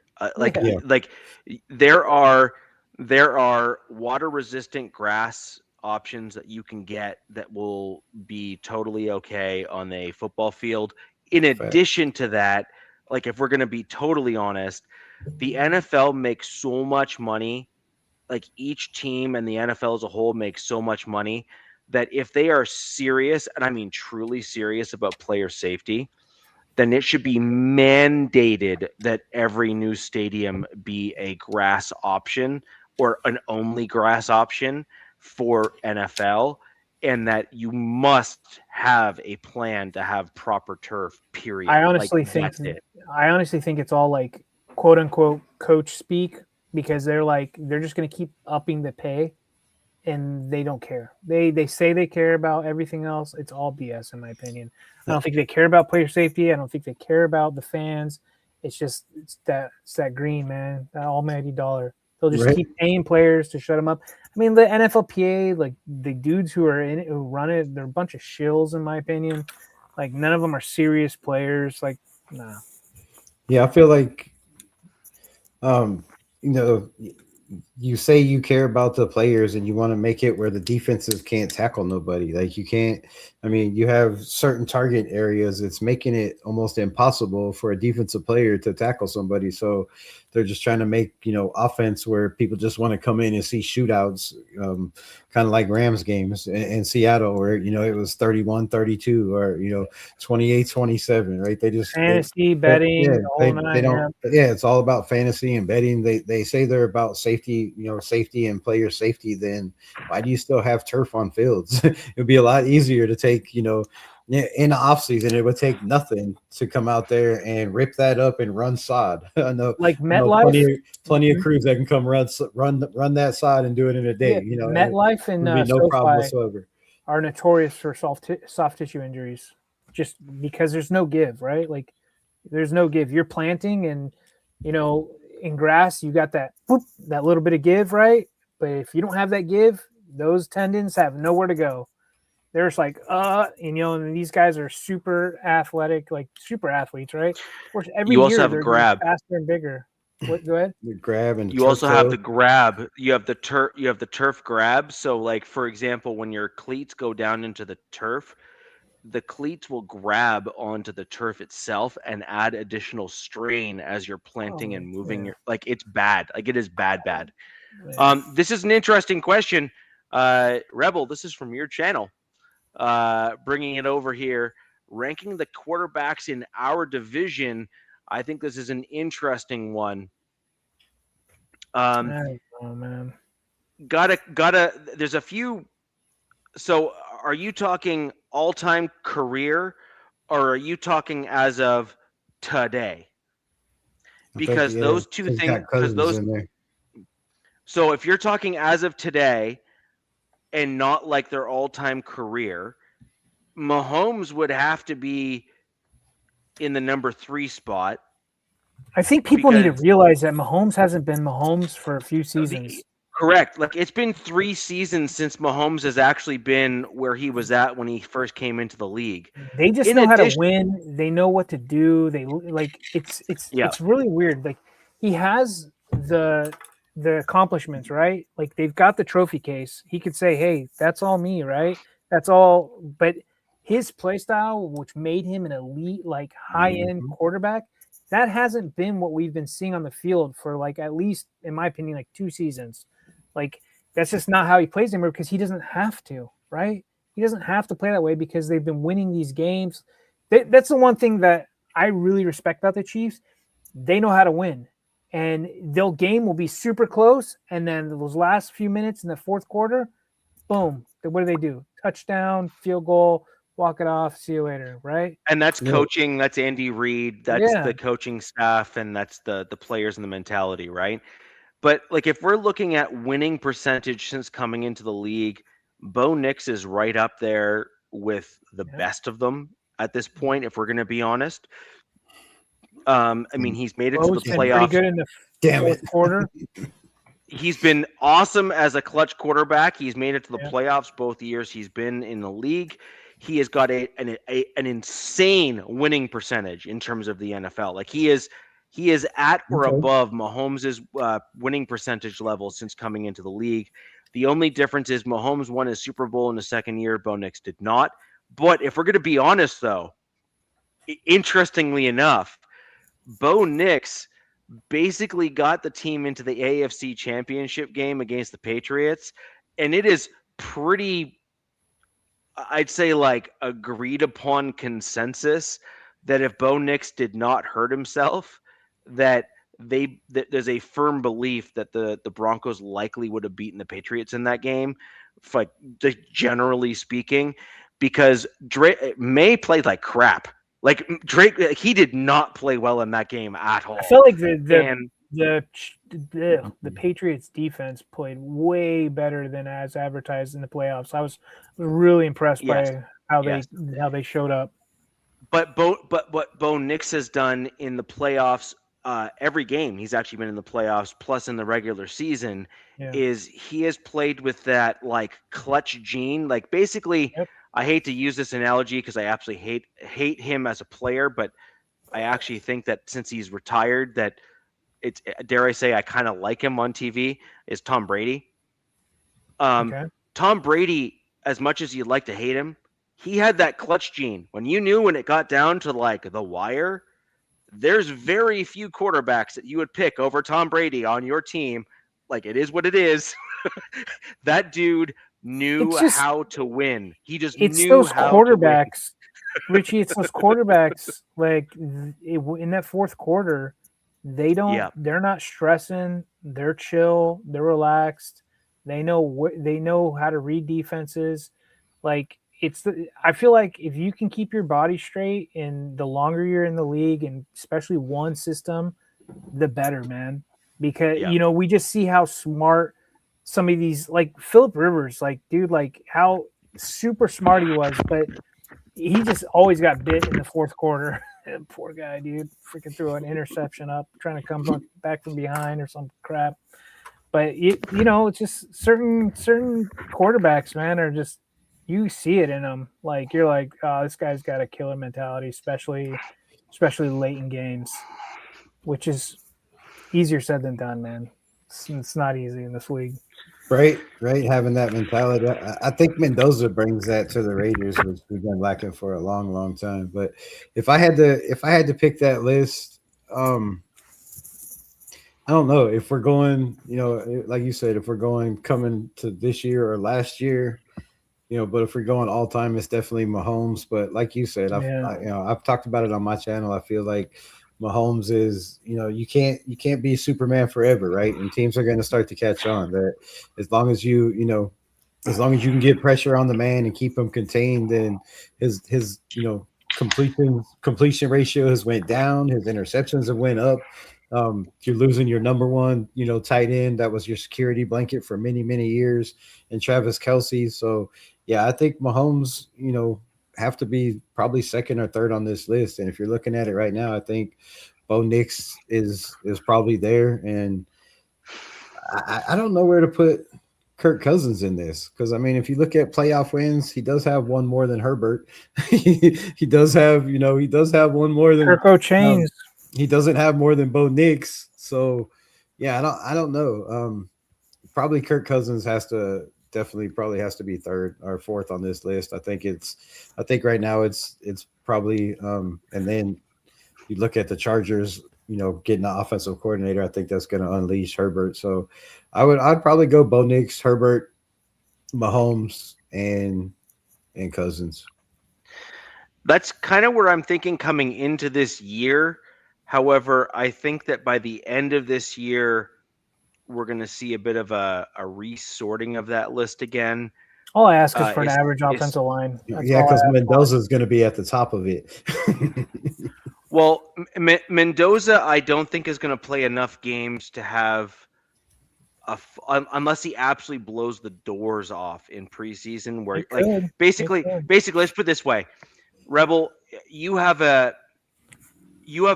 option or an opportunity here, I suppose, is maybe the better way of looking at it, which is Mendoza could pull a bit of a Russell Wilson in Seattle kind of move and basically look so damn good in preseason that it's just one of those things where it's like, we can't not play him because we think that it'll actually hinder his development. And that's a possibility. I'm not even saying it's not a possibility. I'm saying it's a legitimate possibility. And at that point there, you could have a very interesting season ahead of you where you'll end up with the rookie quirks, because trust me, they exist. They're a thing. It is a real thing where you see some plays, you're like, yeah, that's my guy. And then you see other plays, like a couple plays later, you're like, dude, what were you thinking? Right. And it happens all the time. Bo Nix had a bunch of them. Like Tom Brady, Peyton Manning, they all had like those, like, are you kidding me sort of plays. But at the end of the day, they had more plays where you're like, and that's why we drafted you. And that's what you ultimately want to see from your guy in Mendoza. You want to see those plays that put him in a position where you say, and that's why we drafted him. I'm sure the Raiders will get a chance in preseason. They'll see their kid. They'll see him out there for like a couple drives, every game. Whether him or Kirko start, who knows? I mean, it could be Kirk is just brought in to back him up, when he struggles or whatever. I don't know. I don't think Kubiak is going in there trying to lay down, right? I do think that they really want to try to develop Fernando. So who knows? They might go out there, compete day one, man, ready to rock and roll. And, whatever happens is gravy, right? With this new team, like there's no rule saying like, hey, you're going to just lose every other game, kind of thing. And we'll see. But, getting back to the schedule real quick, that has to tie into that.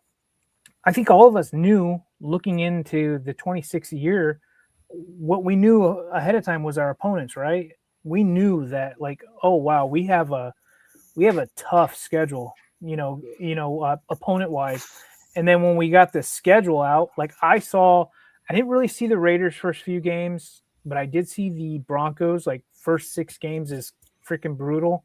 Like that, like very well. Like the Raiders, the Broncos could go 1-5 or something like, but I don't see that happening, but it's a gauntlet, right? I see my team, right? Like I've seen all the, the analysts and statisticians have come out, but I'm not happy like at all. I think the league is actively, unless they just like forgot about the Chargers, which very much could have done that. They've done something like really screwed to my team, and it's negative 24 days of net rest that they're going against teams. That means that they're playing teams with 24 more days of rest throughout this whole season. That's 17 games. That's the largest since 2000, I think. We're playing 4 teams off a bye. Only Philly is playing the same amount. Only one season.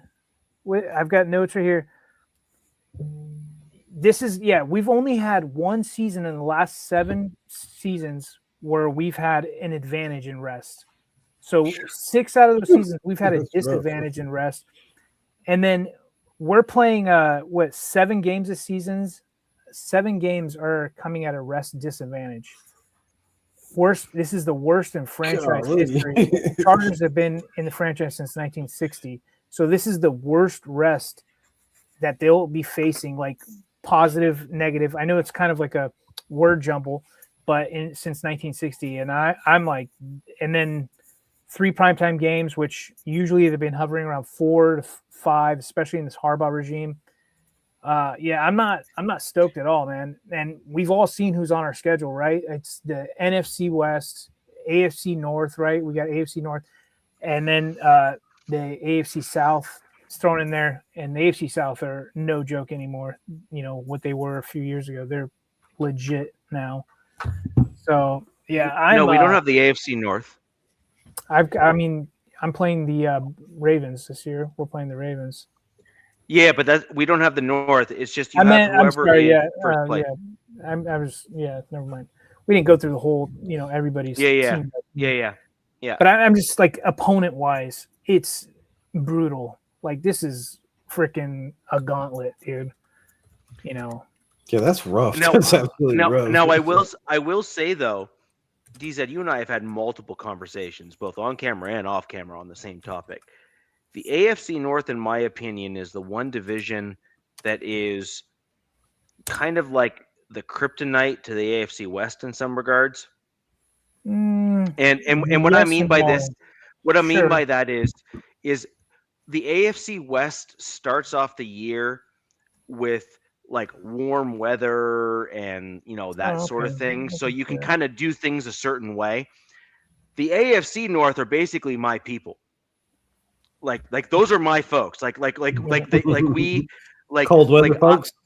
Oh yeah. Like we're talking I don't know if you've been on the show when I've given you the temperatures up here in like February, but you'll get cold just hearing them. It makes my bones hurt. It makes my 51-year-old bones hurt. Yeah. So it is not unheard of for me to be into like the minus 20 in Fahrenheit here, like no problem. No. Which like is most people just say no to that, and I'm like I actually last year I did not wear a winter coat. To put that in perspective. It's 50 degrees outside, and I'm bundled up like in the bottom of a snowman. Yeah. So I have a winter vest kind of thing that I wear and a sweater, and that's it. That's pretty much that's it. So, but that's what I'm talking about, though, right? Is that everyone has a different. But if you had to work outside, it would be a different story, right? Though, like obviously, you'd have to be layered up like crazy. When I shovel the driveway, I wear the same thing. I wear a vest and a sweater.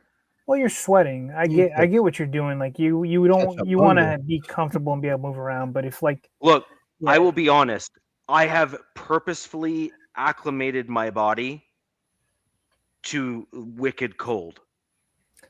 I did it on purpose. I did it with purpose, and I did it on purpose because I knew that there's going to be a whack of times where I'm going to have to go outside and it's stupid cold and all that kind of stuff.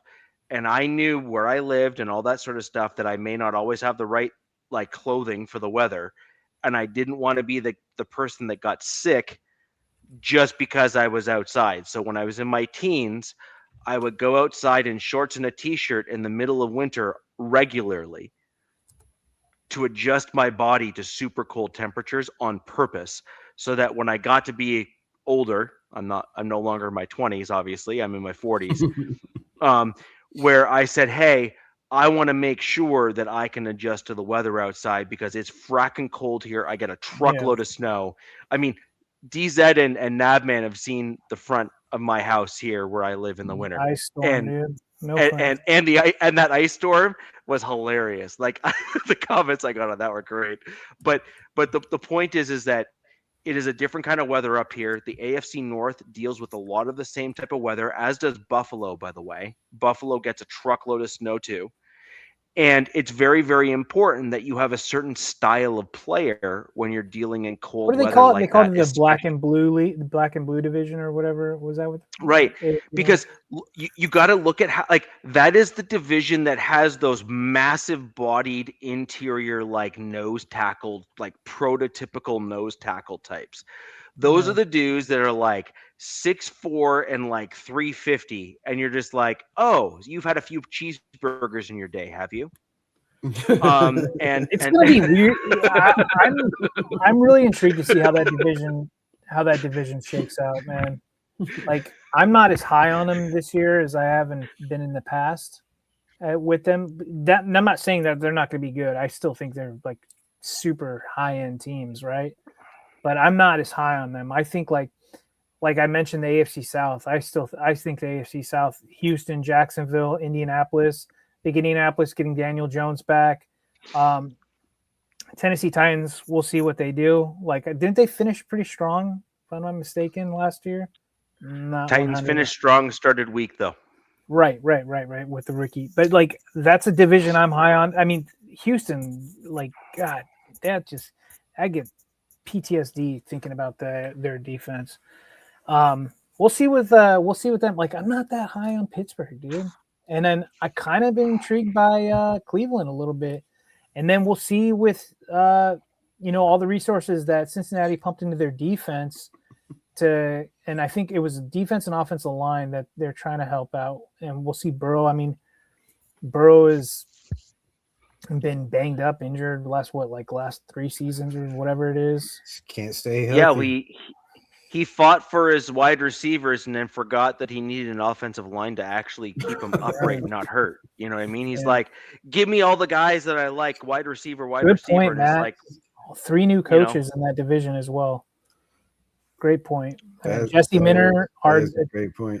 Our defensive by the way, I saw Ed Winchell in here, longtime fan of the show, been following us for years. Ed, dude, big fan of you and the comments you make here. You bring a wisdom to the chat, even if you are a Raiders fan.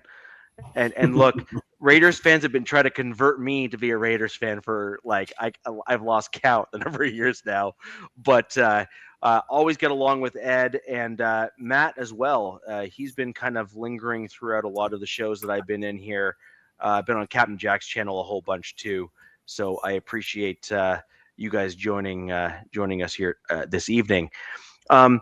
Real quick on the schedule. DZ, you mentioned the gauntlet that starts the Broncos schedule. I just want to quickly. Is it first 6 or 7 games? Well, I mean 7 really, but we'll 6. We'll go over them. We have Chiefs, Jaguars, Rams, 49ers, Chargers, Seahawks. Those are the first 6 games. Let's go. That warms right around the start. His black card just got warm and toasty. Yeah. Seeing that. Let's go. Yeah. So, I mean, needless to say, all 6 of those teams were pretty damn good last year, with the exception of the Chiefs, which is kind of weird to say, right? Because we're so used to the Chiefs in the last little bit, recency bias and whatnot. They've been like perennial playoff team, right? Like Super Bowl or you know, whatever. But the Chiefs were not all that good last year. They did not play very well. Now, in fairness, Mahomes got hurt. And when you lose your starting quarterback, it takes a special kind of team to really bounce back and be okay with that. You know, but when you look at what's happened, what's happening rather to the Broncos, I think the Broncos will be able to beat the Chiefs week 1. I think that'll be something that the Broncos will be able to do. Where's that game at? In Denver or in Kansas City?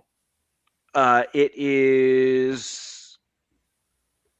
I want to say it's in Denver, but I might be wrong. Broncos get a real schedule this year. In Denver. That's at Kansas City, right? Kansas City versus Denver. It's at KC. Yeah. So yeah, that's yeah. You're gonna be on your A game right out the gates. Now, but this is the kicker. The Broncos have typically beaten the Chiefs more often than not at Arrowhead. Like that's been the MO between the two teams. Like when the Broncos have beaten the Chiefs, it's been at Arrowhead more often than not. And so I actually think that is an interesting piece. I also think the Broncos defense, if I'm going to be honest, I think the Broncos defense is going to continue to be really well. Yeah, I don't think they're going to be pretty damn good. Is really the short answer on that. I mean, you've probably only lost, I think, maybe 2-3 starters, but then you filled them with DJ Jones, JFM, and then the safety linebacker, the guy that he really wasn't a factor because he was always injured. Didn't you guys? Isn't he gone as well? PJ Locke, we let walk. The guy from the Niners. 49ers. What? Yeah, I know. No, he was an inside linebacker, but he never played. That was Dre Greenlaw. Dre Greenlaw. No. That's what I was thinking of. Yeah, Greenlaw from the 49ers. Yeah. Greenlaw was from the 49ers. We let him walk, but then we brought in a couple other linebackers, a UDFA guy, and like there's 2 UDFA linebackers again this year that I'm like, like we brought in Red Murdoch, who I really like. We brought in Torian York, who I'm not as high on as the rest of Broncos country, but I know a lot of other folks really like him as a player. I like Torian York. I had him as a guy that I would have drafted for the Raiders.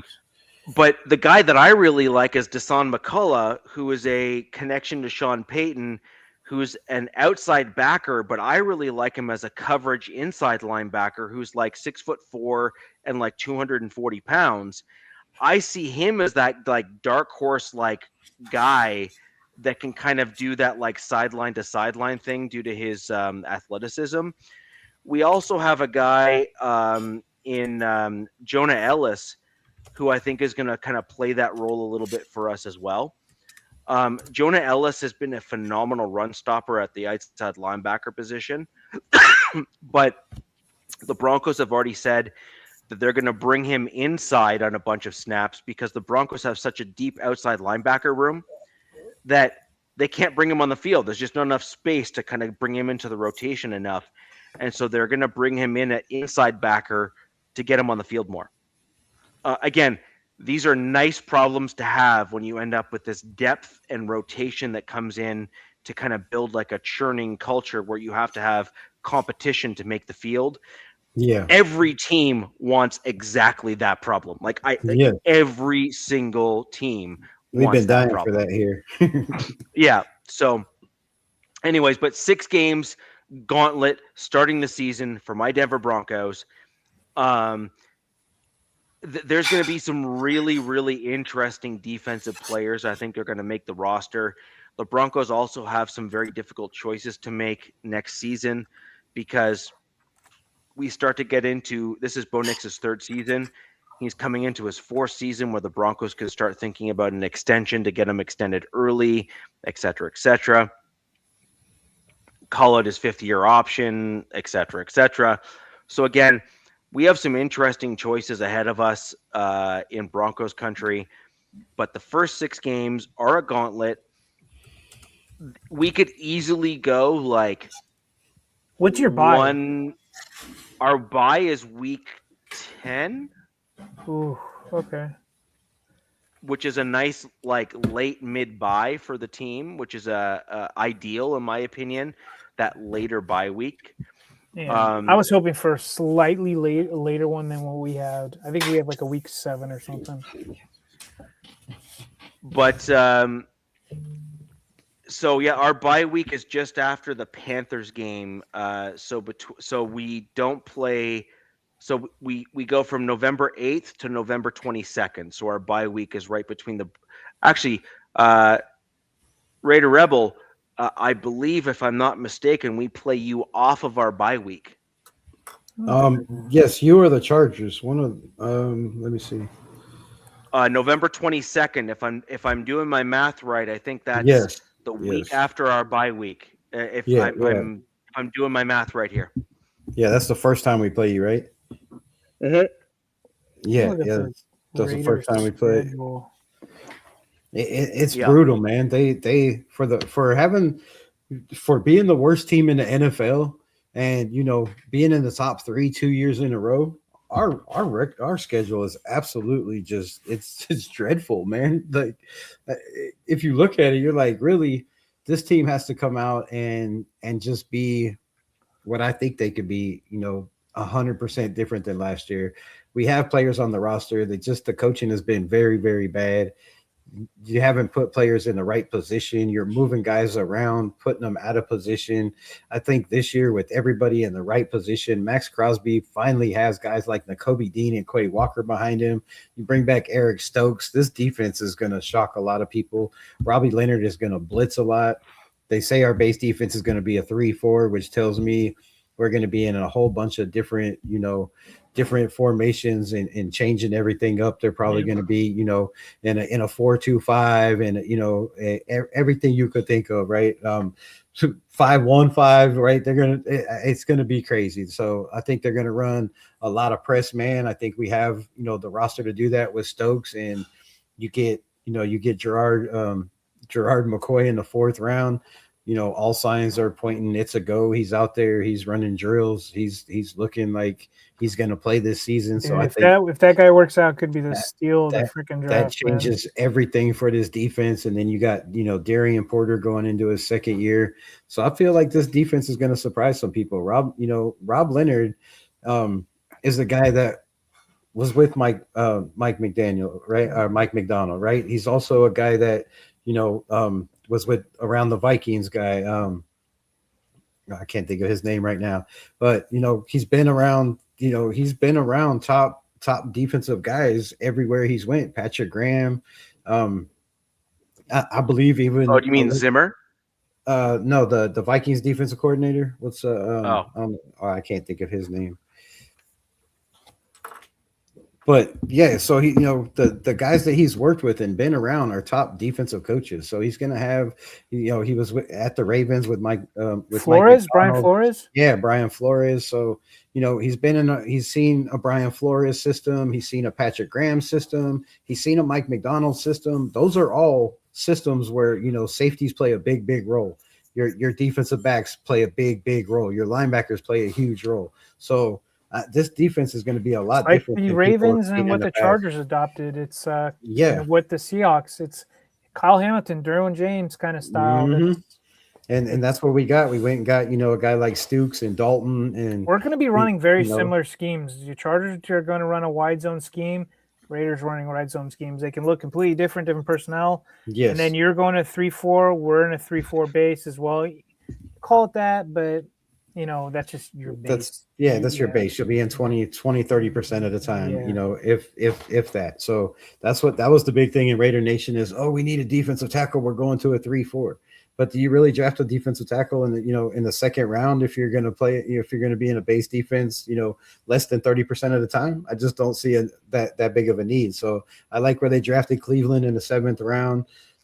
We brought in a whole bunch of UDFAs that I really feel like a lot of them, some make the squad. I have 3 that could possibly, make the 53, and then 4 or 5 that could probably make this practice squad. So they brought in, some decent talent that wise. They brought in Chase Roberts, wide receiver from BYU, solid physical guy, runs good routes, great hands. They brought in Tanner Wall, which is, a pretty solid safety, great ball skills. Seems like he's just always around the ball. It just always seems to fall in his lap. So, they got some guys that are going to push some of the guys that we have. And every time, who are you most excited for? Your free agent additions or your rookie class?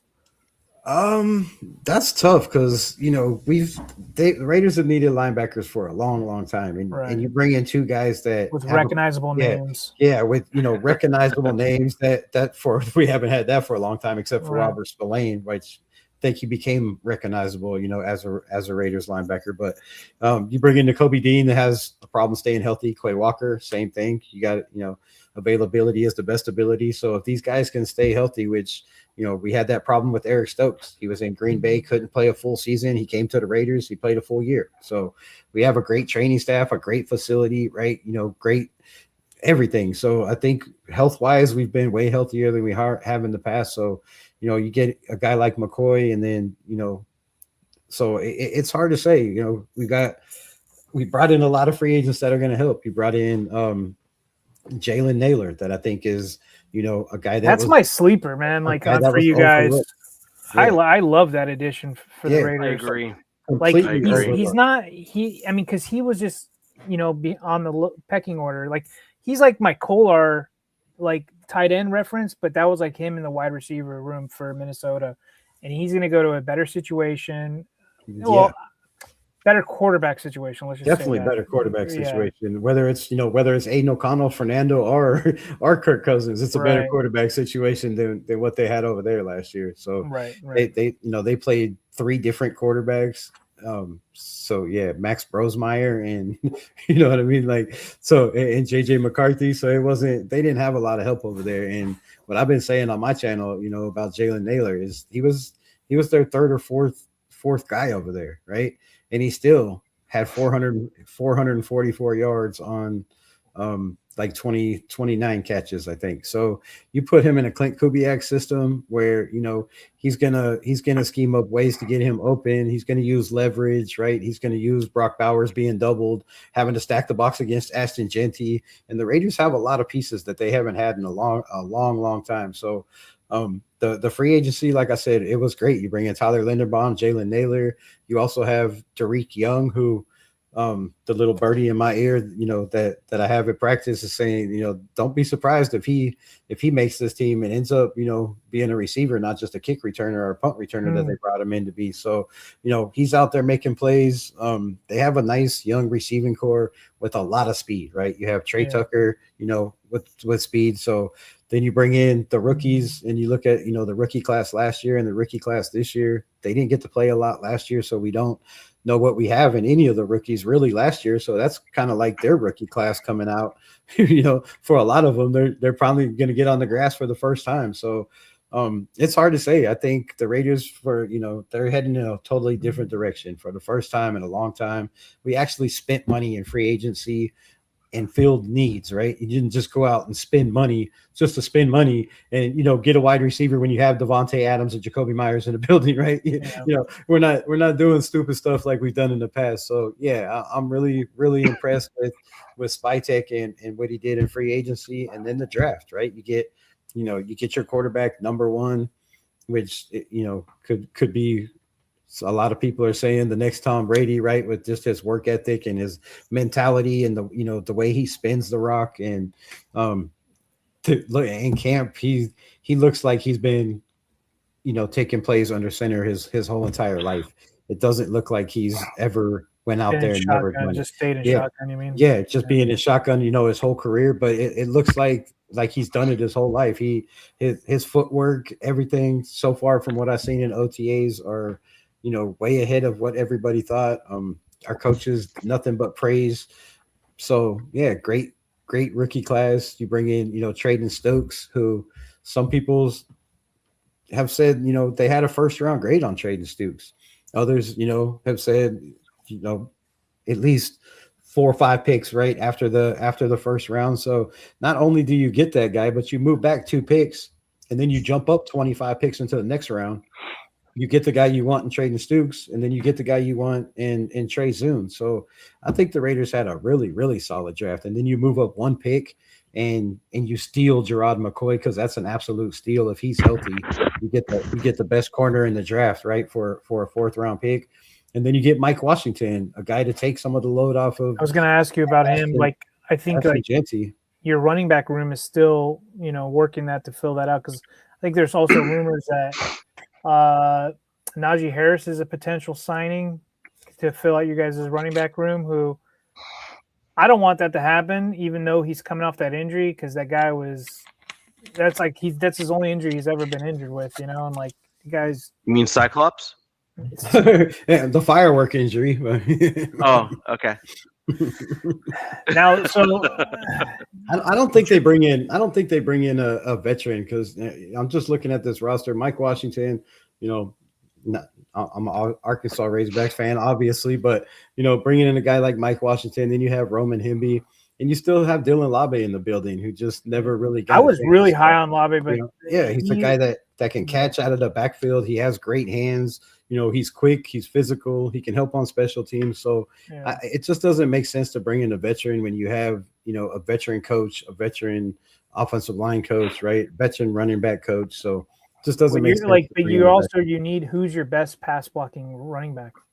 It's probably Ashton Genty, and that's not a good thing. I'll be honest. He looked pretty solid last year. I mean, he did a damn good job when he was asked to. So, going into a second year, I feel like if you guys have the opportunity to bring in, you can keep one of those guys on your practice roster. And you most likely they're not going to get poached. I think if you bring it, you can bring in a vet that can pass block and understand stuff like that, would be massive, especially. So I have a wild idea. Well, they brought in Connor Hayward also, tight end slash fullback. So I think that's actually, you kind of hinted at where I was going to go, Rebel. I actually think that the Raiders move here isn't going to go for a veteran in the running back room per se.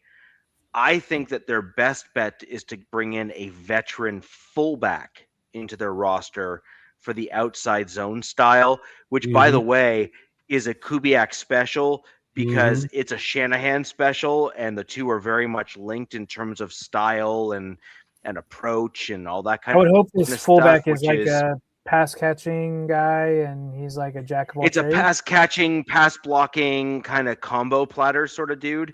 So you think of like Usac. You're kind of showing your hand every play. You are, but the thing is that the fullback in that role is often also used as a, like, we'll call it the pass catching tight end role, as well as sometimes a slot combo kind of wide out sort of role as well, if you're used in a proper way. And frankly, it pains me to say it, but Kubiak will use the guy properly because his dad also used the guy properly. I'll tell you, you should know all about this scheme, being a Broncos fan with Gary Kubiak. Yeah, so I know Gary's scheme. Now, Rebel, just as an aside, the one thing that Gary had an issue with, Clint, I think, has modernized it a little bit, so I think you're somewhat protected. But this is his first time as a head coach, so this is a little bit of an ebb and flow for him. You know what I mean? But in the Kubiak version or flavor, as it were, of what is effectively the Shanahan offense, which is like, just be real. That's exactly what you're dealing with here, which is basically look at the 49ers right now with Shanahan, as in like Junior over there with the 49ers. And then modernize the offense a little bit to kind of make it more of a Clint Kubiak style. The one problem that you're going to end up with is your offensive line needs to be pretty much perfect. And the reason why that's an issue is if you have a weak link on the offensive line, because there's movement on the offensive line in order to make it work, if their technique is not absolutely on point every single play 100% of the time, that ends up becoming a laneway right through your offensive line to your quarterback. Facts. and you can get destroyed. We And I mean like last year. done all year and last year. yeah. And so I mean, you saw that already last year with your team, because obviously the Carrolls attempted to run the same thing and they just didn't know what they were doing. Like it's clear they had no clue what they were doing whatsoever. Right. But I did see it even in our Super Bowl 50 season with Gary Kubiak. There, basically, if you have an offensive lineman who's lighter, like as in physically lighter, not as power style heavy, they can get pushed off the ball and end up with an aggressive team basically pushing them out of the way. So as an example, I'm thinking of the AFC North. So think of the Steelers, the Ravens, the Cleveland Browns, the Detroit Lions. Like, I'm just giving you like a list of kind of teams that kind of play that brand of football. Those types of guys and those types of teams will get that push right up the middle of your offensive line as you're trying to move, and they'll kill you if you don't have strong enough dudes to hold their own. Like, they will make you look like ragdolls, and it will not be fun to watch. You're going to get real pissed real quick. I watched it with Gary Kubiak, so I'm literally just foreshadowing. Right. I was angry back in 2015. You have the potential to be angry in 2026 when you see that kind of stuff. We've been angry for a long time as Raider fans. Yeah. but the thing is, you see success and then you see like the chinks in the armor. Yeah. And it just kind of worries you, because you would hope that as a football coach that is at that tier in terms of caliber, that they would recognize it. Yes. And yes, that's what frustrated me as a fanalist watching it. Yeah, I think Rick Dennison, hopefully he'll have that situation wrapped up. I think his run games everywhere he went has been solid. Pretty much they've been in the top 10 everywhere he's been as offensive line coach, even back to Minnesota. And I think Rick Dennison brings something different. I read an article on my channel yesterday where he brings like the show 100,000 Pyramid, or you remember that show back in the day, the trivia show or whatever, the game show. So he brings in tries to do trivia to keep these guys focused on their game plan and in the game rooms. So just a different kind of learning and teaching, right? You ask guys questions, and he's one of those guys that's so prepared that I was reading an article that said in 2019 all the offensive linemen said that after practice that he's so focused into watching everybody and what they do and to help trying to make people better, that by the time they would end practice, they'd have an hour to go wash up or do whatever they had to do, but within that hour they'd come back and Rick Dennison would have a written report of every single offensive lineman, what they did wrong, and how to fix it. So that I think is going to be huge for this offensive line, because we have a lot of young players, right? If you look at it, it's basically Colton Miller, 25-year-old Tyler Lindenbaum, and then Buford and Meredith. So those are pretty much the vets in the building. So I feel like this offensive line is definitely going to surprise some people. I think we have the pieces, we just haven't had the coaching. And when once you marry those two, I feel like it's going to be a different team. I think we're going to get a way different team than what we got in the past. I agree with that too. I think that you're still going to wait and see who fits and who doesn't. Some guys you think are going to fit will not. Some guys that you were surprised fit will, and you're going to go through that ebb and flow process. And you hope this is the big kicker as well. You hope that your first time but you hope that your first time head coach makes decisive decisions when it comes to player and personnel. So you had the exact opposite last year, right? Where you had dudes that were on the field for way too long, even when you were out of the playoffs. Like at that point there, you want to see all your young rookies. You want to see what talent you have on the roster. You want to see how they fit, what they can do. Why weren't you playing them before? All that kind of stuff, right? And so you hope that you have a head coach that is a little bit more decisive in his decision making and assessment, and makes the right judgment calls to ensure that the right guys are on the field at the right times. Yeah, I feel like Kubiak does that. He's one of those guys that so far from what we've got out of camp is all the players they've interviewed and asked says he's a no-nonsense guy. He's very direct. The practices are very direct. They're short, right? Kubiak has went so far to say they asked him about, they did the little skit, whatever, for the schedule release, right?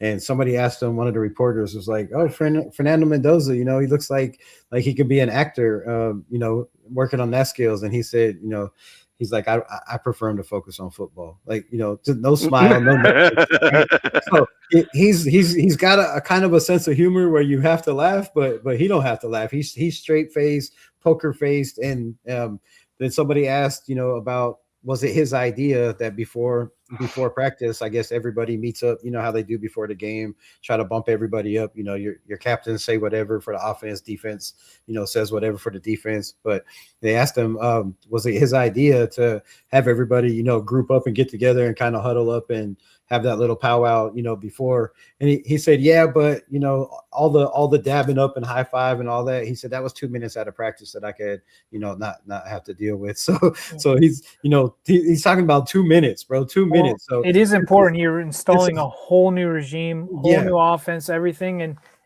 I think per NFLPA, you only get a certain amount of time on the field with these players. So he's like, no BS, guys. Like, no handshakes, no high fiving, no acting. You can do that in the locker room. Come out, it's work time. He's definitely all business, and and has a vision. And I think the problem with the Raiders is we've had a general manager that had his vision, right? We had minority owners and owners that had their vision. We had other people that were running things in the building that shouldn't have been running things that had their vision, and then a head coach that had his vision but didn't have the authority to see his vision through. You know what I mean? And now I think everybody sees the vision.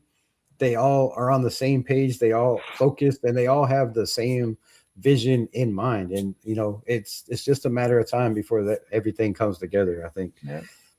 So I got a question for you guys. We have a division in the AFC East that is going to be rolling through town for all of us. The Patriots obviously made it to the Super Bowl. Did not do well, but made it to the Super Bowl nonetheless. I'm glad we got the Dolphins. We got the Dolphins. We got the Jets, and we got the Bills. Now the Bills have kind of got that monkey to get off their back after losing to the Broncos in the playoffs there. But I am curious as to your collective opinion. I'm going to save mine for the end. I already have mine formulated on the division. What are your thoughts on that division since we all play them? Are you seeing that as a real tough gauntlet within the division? Are you seeing that as a 50% gauntlet within the division, like between the Bills and say the Patriots? Or are you just kind of not really worried about that division overall because you think we have bigger fish to fry? I'm definitely worried about the Bills and the Patriots. They both got better in this offseason. And then you have the Jets and Dolphins, right? Like, I don't know about the Jets. Jets have got a plethora of young talent. we'll see what that means. I don't know. Those are games that you can't sleep on. You can't slip up, right? And I feel like every year my team slips up on a team.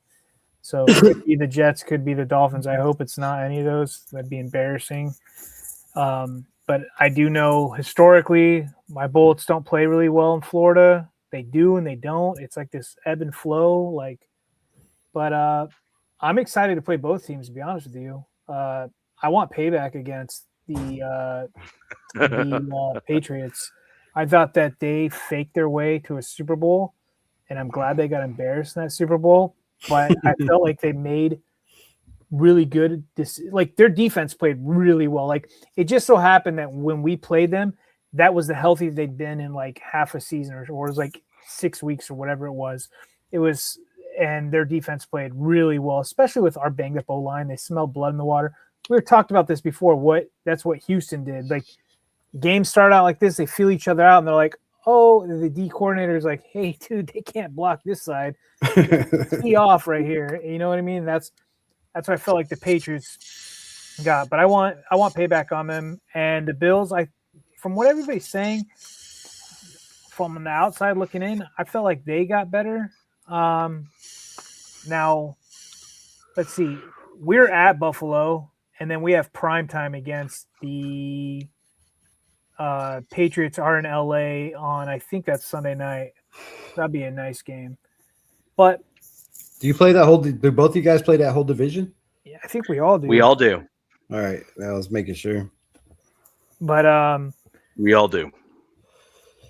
Yeah, so we get Miami. We get Miami first, which that really shouldn't be too much of a game. I think we have better coaching in the building.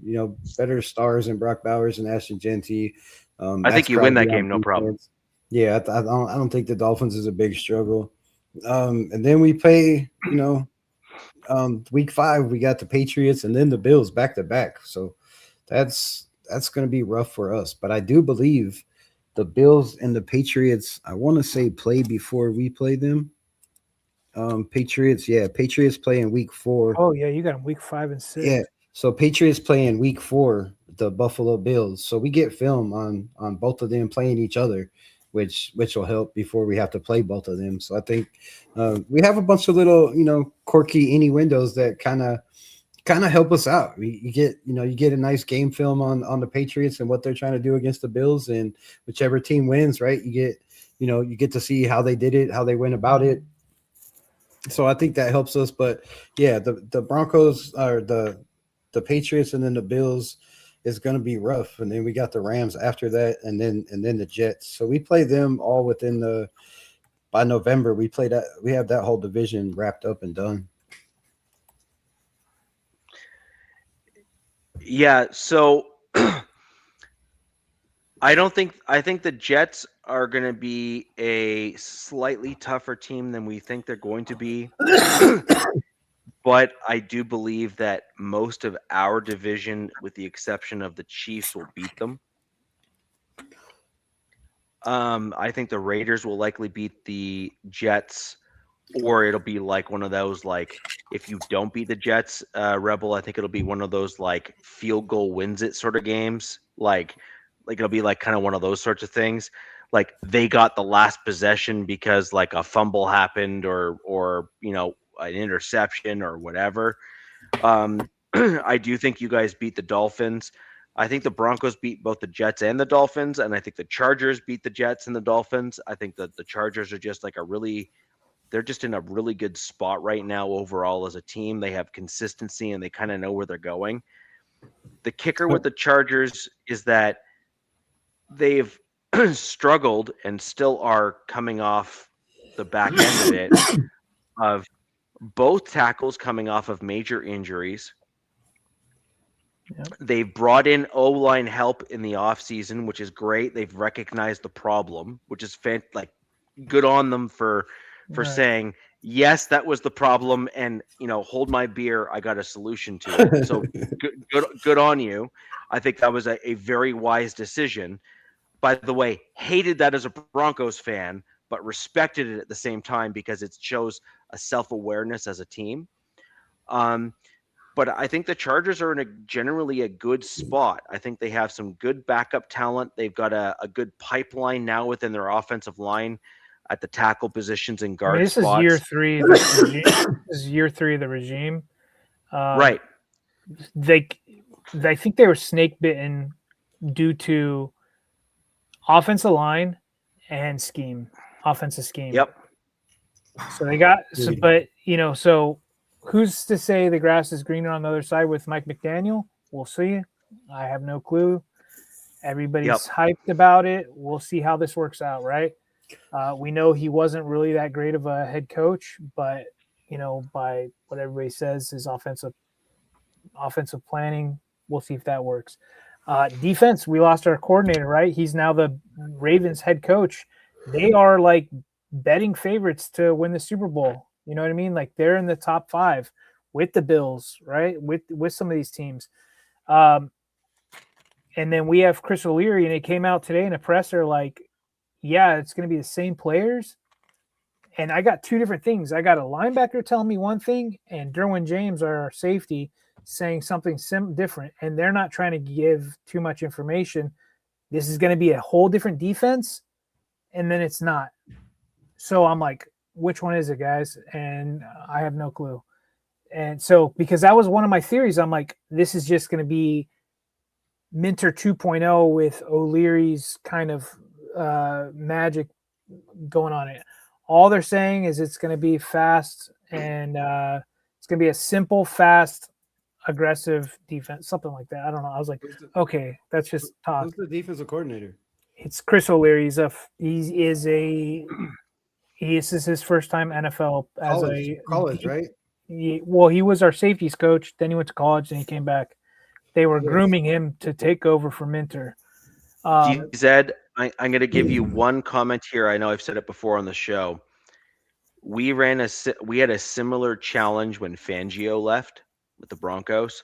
Yeah. So one of the only good things about my Broncos during that little block of time was our defense was actually quite good. Like Fangio Fangio is legit. Like he basically took trash and turned it into treasure. He was a legitimately gifted defensive coordinator, even though he's a head coach. But the defensive side of the ball was excellent. Now, when Fangio left, the Broncos attempted a similar thing to what you're going through right now, where they try to say, "Look, defense was really good. Don't worry, guys. We're going to go ahead and kind of keep the same defense, and blah blah blah blah blah blah blah." The net was that Vance Joseph got blown out of the water when he tried to basically reconstitute Vic Fangio's defense. That's what I'm afraid of.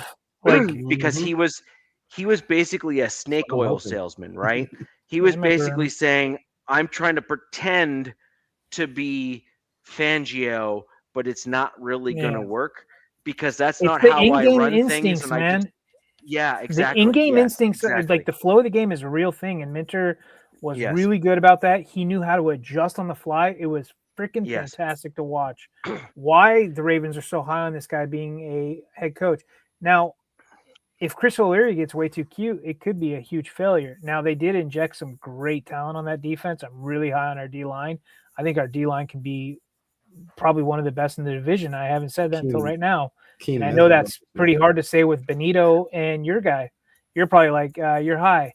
And I will say we shall see in the season. I'm extremely excited about these guys. Now, and it's because of some young youth that are older young youth coming right in on that D-line and what they've added in the interior. Yeah. I think this D-line could be the best D-line in the division, if not tops in the AFC. Okay. Now the defense. Now Richie. Now if the defense. Now say Chris O'Leary comes in and struggles, right? Rightfully so, right? Being a first-time guy, definitely. If they take a few pegs down, I'm fine with it. They were a top 10 defense, top 5 defense at times last season. Now the offense. That's what was killing us last year. If that offense comes up, right? You can get up there. If you can get that offense up and that O line up, it balances out. And I'm going to be, giving pull kind of thing. We went into the playoffs, I think, with like one of the worst ranked offensive lines a piss poor offensive scheme, rankings, the whole nine, with a really good defense, right? And it just didn't work out. We need those to be closer together in all phases. So we'll see how this works out. But yeah, very could fall on its face, and I hope it doesn't. But I've got faith in Jim Harbaugh and what they felt like they were doing with Chris O'Leary. We'll see. And I have questions for both of those teams and the Chiefs, right? And I'll start with the Chargers. You bring in an offensive coordinator and Mike McDaniel, who is his character and personality with Harbaugh. Yeah, they can't stop talking about it. It's just, come on, you got two. No, they love each other. Well, I don't know how if that's the case, but the media, they're all about it, dude. Harbaugh wanted a guy to take over the offense so he can have his hands out of it. He's out of it. That's what Harbaugh is. Harbaugh is not an offense coordinator. It's not a D coordinator. He wants to oversee everything and just let their coordinators run the teams. You know what I mean? Like Kubiak's your head coach, right? But he's probably going to have his hands in that offense massively, right? You know what I mean? Jim's going to be out, and he's going to be like, he's a builder. He's just going to build these guys up. We'll see. Yeah, well, Kubiak he got an offensive coordinator, but it's still his offense, his scheme. He'll still be calling all the plays and all that. So, but yeah, I question, how Harbaugh and Mike McDaniel is going to work. Both of those characters just don't seem right. Right. Especially, I don't know how McDaniel. I get it. How McDaniels is going to be with, if it's not clicking right away. Harbaugh, and his roughness. It seems like Mike McDaniel's, more fragile if he's not used to being yelled at. He's a head coach, right? So I don't know how that scenario is going to work. And then, I think you kind of downgraded, right? You lose Jesse Minter on defense. So yeah. I feel like you downgrade coordinator on defense. Yeah, downgrade coordinator and you upgrade on offense. And, to get that to balance out, is their defense going to be the same? And then, you bring back Khalil Mack, who's, getting up there, right? What's his season going to be? Because it's obviously declining. So for y'all to have one of the best defensive lines, I think there's a lot of players that have to take, some big steps. And then on the defense, right? Y'all had solid games, but there was just a lot of games where, they were giving up more points than expected. And then you bring in a new defensive coordinator. They had one of the lowest scoring defenses with new pieces. Yeah. Last year, though. No, I'm saying that was last year. I hate judging teams by year to year. That's all we have to go off of, right? But yeah, I see what you're saying. That's my only concern with this defense is, okay, so Mac, yeah, he's a year older, and they know that, but they're going to keep these guys on there. They're like Derwin James, like people. You could say he got overpaid. You know what I mean? They signed him to another 3-year, $75 million deal. It's a lot of deal, but that guy is a great. How old is he? He's 30. 30, yeah, that's insane. Yeah, well, he's a great locker room guy. He plays the game how it should be played, right? Yeah, he doesn't have any BS off the field, right? He doesn't come in with that, and he has adjusted his game to keep him healthy these last few seasons. So he doesn't play. He's not he's a more of a box safety guy now. He's probably going to go down as one of the best edge rushing safeties in our generation. Yeah. I think the guy has 19 sacks as a safety. There's the only one safety that's better than him. That's Kyle Hamilton right now. So sure, if you overpay him, he has to live in California. California taxes are bonkers, but whatever. Like you're gonna hook your guys up. Now Mac, he has Wolverine blood. The dude's a stud, but his sack game is not what it should be at, and that's rightfully so due to his age. But what he's great at, he keeps that run down on that side of the ball wherever he's at. They're not running on that side of the ball. And what he does, he muddies it up, right? Like I've only seen there's one guy I've seen since Khalil Mack's been with the Chargers that steals make Mac, and that was Penei Sewell, however you want to say it, the guy from the Detroit Lions. He is the one dude I watched like pretty much handle. That was like 2 years ago. 2 years ago. I was like, damn, dude, that guy is special. I was like, holy shit. right? You know what I mean? I was just saying, like, because you look at the offensive line, right, and you look at Mike McDaniel's offense and what it was based on, right? You had H-on, you know, a kind of a not really speedy back, but a speedy back. You had two wide receivers, wide receivers. His offensive system is based off of speed. Y'all don't have no speed over there. So you don't have the speed to run his system. How's that going to fit with his system? And then the offensive line, you went and brought in a bunch of young guys. So how's that going to fit? So we brought in a center. We brought in a center who not just recently was a Pro Bowler with the Dallas Cowboys. He goes to Washington Commanders. They release him. Why? Because they got a whole new offensive scheme, whole new line, and they did him a favor. And the Chargers jumped on him. That was huge. Like that was like a gift to get Tyler Biadasz. That was a windfall for you guys. That was a huge windfall. People don't realize what the hell just happened. They got a guy. They're paying him $30-some odd million for 3 years, right? And anyways, we'll get off that. Yeah, that's pretty good deal. Very special. Like I'm not trying to take money out of this, but we can leave money in there. But my thing was, is it the same offensive line coach? Because I know there was they brought over his O-line coach from Miami, which I wasn't thrilled on. But the guy that the Chargers had the last 2 years, Mike Devlin, was the worst offensive line coach in all of the league. He wasn't no Brendan Carroll, but he was absolute dog shit. This guy has a resume, and I have zero clue why he's even in the league. And I hope legitimately he does not have a job anymore. Yeah, that was one of my big questions with him, is that offensive line coach, because you go get Mekhi Becton, you spend all that money, and for him to have the year that he did. Well, Becton flourished. Just playing y'all twice a year, I was like, man, this offensive line, the offensive line coach, I thought ours was bad, but it's got to be right up there. Becton flourished 1 year with Philly, and then got that bag. No, he flourished 1 year. You have Philly, and they ran the most of the time. He comes to LA, and it's just, dude, he played a few good games in the beginning of the season. I mean, we went like 5-0, I think, like right off the bat or whatever it was, or 4-0 or 3-0 in the division, something like that. All right, Ace, put down the weed. 16-1. But with Mike McDaniel, so you go to wide zone scheme, right? You had to put that up. They didn't, Richie. which you guys are going to go into. And what I'm hearing from the Dolphins fans is that they never invested in the offensive line, like with players. They went full speed, right? They went with weapons. All the Dolphin fans are like, we never invested in O-line. Now that he goes to LA, now they're giving him offensive linemen. They're like, damn it. So it's a tackle-heavy scheme. So you think that guards are going to be pulling, right, with this wide zone?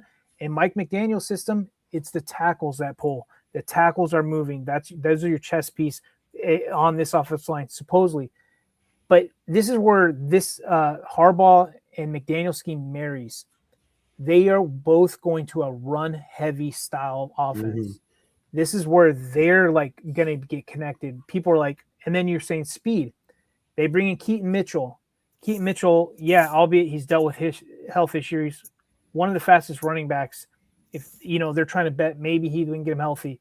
Omarion Hampton is not a speed guy, but I'm high as hell on him. I think he can be. I like Trey Harris, the wide receiver they got last year. I was big on him, and he hasn't really done nothing for y'all.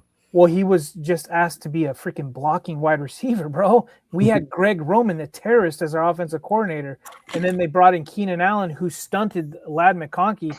So it's going to be QJ Ladd, Trey Harris, who has got great hands. You still have KLS, and then they bring in Brendan Thompson, who runs a 4.26. I like Brendan Thompson, I'm high on him, but that might just be a special teams guy at first. Yeah, like some end arounds, double reverses. This offense is probably going to be a very run heavy, it's going to be just a different style, like that. I don't know. And I get what the speed is because of Tyreek and Waddle. They don't have a Tyreek. They don't have a Waddle. It's a different style. But they do have KLS. They do have Brandon Thompson. They do have Keaton Mitchell. These guys are all super fastest. They're not those guys though. Like I don't think you can replace a Tyreek. Tyreek's one of one. Yeah, and then Jalen Waddle is also very special as well. Over there on the Broncos now, but yeah. You know, Waddle, I know that guy. Yeah, just looking at their, you know, the structure of their offense, it was a bunch of, you know, quick short plays and then, you know, throw the ball deep, but you're throwing the ball deep right within 2 seconds and you're letting guys run underneath it in Miami. So that was that, you know, that high pace. I don't think this is going to be an offense that. Yeah, I think he'll adapt a little bit more to what he's got, I'm sure. And he's not a head coach, right? So now he's just focused on the offensive side of the ball. I don't think this is going to be an offense that we've seen before, to be honest with you guys. I think it's going to look like traits. Some people have say it's going to look like similar to like the 2016 Falcons, but then what they brought in, people are like, that's going to change now. It's going to be different from that. And then you have Justin Herbert, so you're not going to just have him hand the damn ball off the whole time. You know what I mean? He's not Tua. Tua had zero arm strength, right? Like this kid. So it's going to be, like I said, I don't know what this offense is going to be like, right? Yeah, like, but there's some question marks, definitely, like huge. Definitely all some I ask question for marks. Is the average O-line rate or Rebel. I just want an O-line that can block, dude. That's all I want. Great. All I care about. And then the Broncos. Let's get to the Broncos. So, you know, the Broncos, I think they're pretty solid. They lost, you know, some key piece on that defensive line. I think that's gonna, you know, but you can replace that. But I'm looking at Bo Nix and I'm looking at Davis Webb, right, calling plays now. Davis Webb coming in, calling plays. How's that gonna work with Sean Payton? How's that gonna, you know, is it gonna change the offense? Is Sean Payton gonna still be, you know, I'm sure he'll still be the play caller, right? And he'll still have his input in most of the offense. But how's that offense gonna change? And is it gonna be for the better, right? Because, you know, Davis Webb's still pretty green. Yes, he was a quarterback.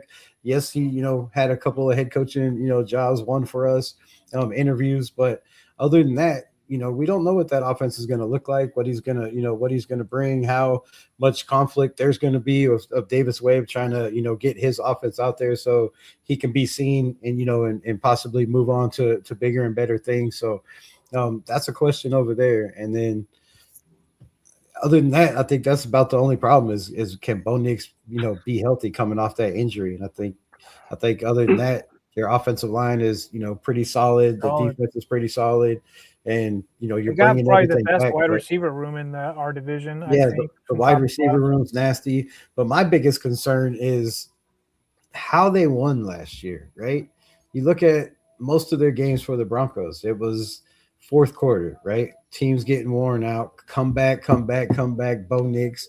That's not sustainable in the NFL. You're not going to have that. You're not going to have that every week. So you have to figure out your offense. You can't come into Vegas and put 10 points on the board and win this year. It's not going to happen, right? So yeah, y'all won that game, what, 10-7 against, you know, a bad team, one of the worst teams in the division. And then, you know, the Titans game, I think you guys played. So there was a lot of games for the Broncos where they somehow pulled it out in the fourth quarter, right? Their defense stepped up, they got to stop, and Bo Nix came through. But I don't know how sustainable that's going to be this year. And some people say, you know, their schedule wasn't the hardest.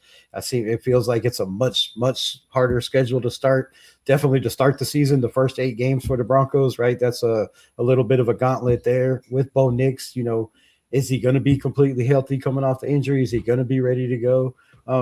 And then I had a question for you. I seen a picture on Instagram of Bo Nix's leg where it was like it looked like it was bent like this. So I don't know if it was a true story or not. But does he have like a former injury or something to his leg? Because his shin looked like that wasn't Alex Smith's leg that they were trying to say was Bo Nix. Trying to say it was Bo Nix because I seen that. Yeah. And I was like, how is that kid mobile and how sustainable is that going to be, you know, for over your NFL career? But yeah, that's the only questions I have with them. You bring in a Waddle, you give them that speed on the outside and the target. I think that's going to be a big difference. But that's the only thing I see is how's Sean Payton going to work with, you know, somebody else scheming up the offense.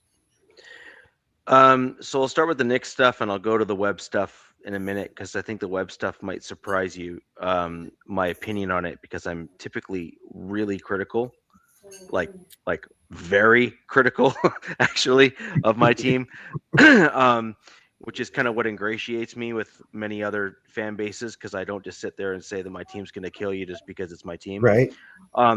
So. Number one, Bo Nix. Bo Nix has hurt himself more than once on his ankles, and he's had multiple issues throughout college with his ankles in terms of issues and problems. Yeah. Now, that's a good and a bad thing. Number one, the good. He has clearly been able to bounce back and play at an elite level after those injuries. So therefore, his body heals very well, and he has a proven track record at recovery. So that's number one. Number two is he is one of the most elusive quarterbacks in the NFL to bring down for a sack. Not even close. Literally not even close. If you look at his rookie year as a quarterback, as a starter, to his credit, he had some not great stats like interceptions and some other things, which is uncharacteristic for him. But if you look at how he did as a rookie quarterback in terms of sack avoidance, as in like avoiding those big hits and those other things of that nature and whatever, he was elite, not just good, elite as a rookie in terms of avoiding that sack or that big hit and that sort of thing. So I think that's a pretty big banner thing that Bo Nix can kind of hang his hat on, which I think will be very helpful given the fact that he's coming off an injury and he's going to want to ease himself into it and, yada, yada, yada, so on and so forth.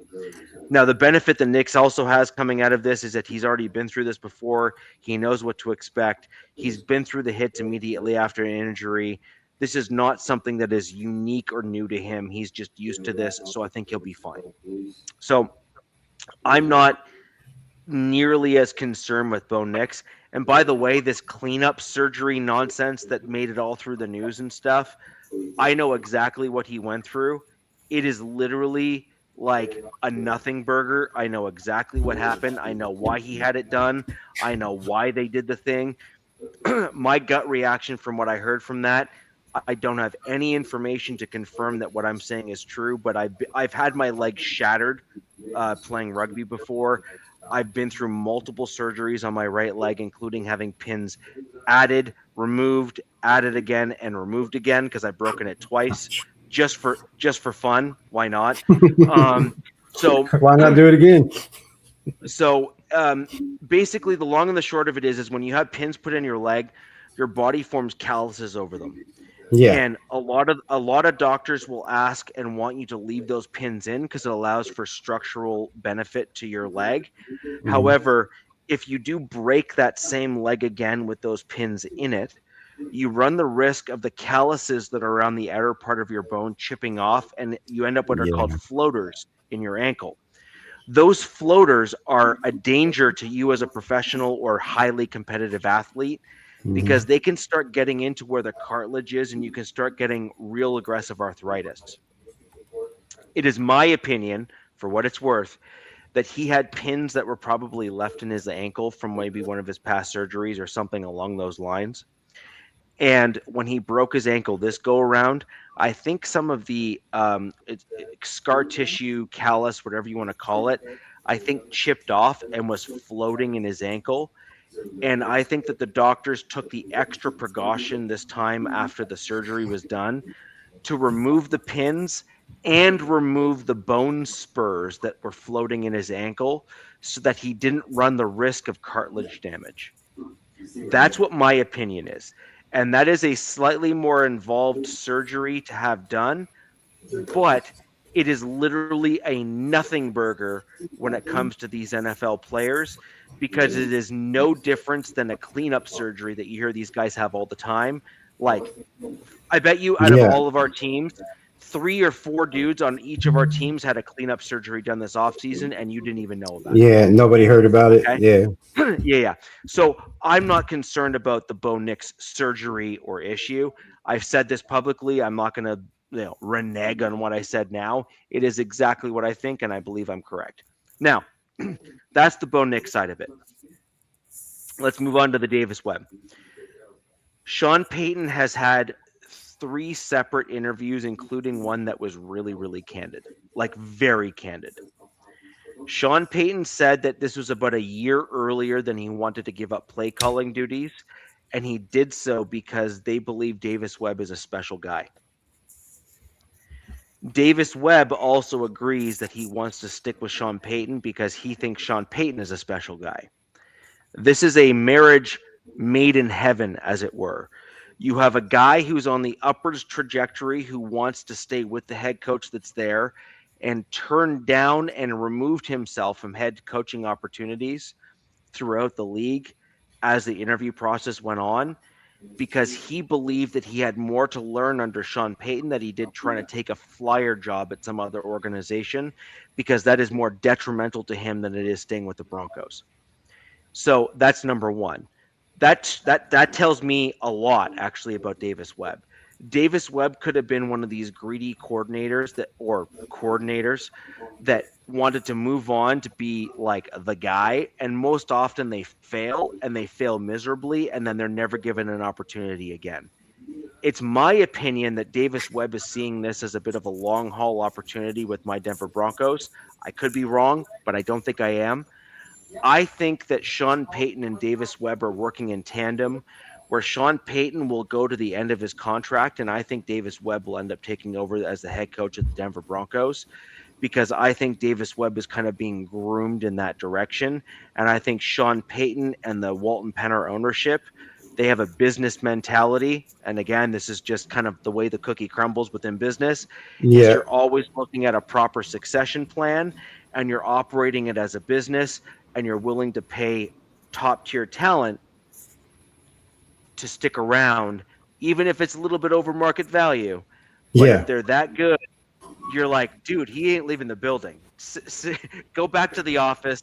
Here's your extra $3 million a year or $4 million a year.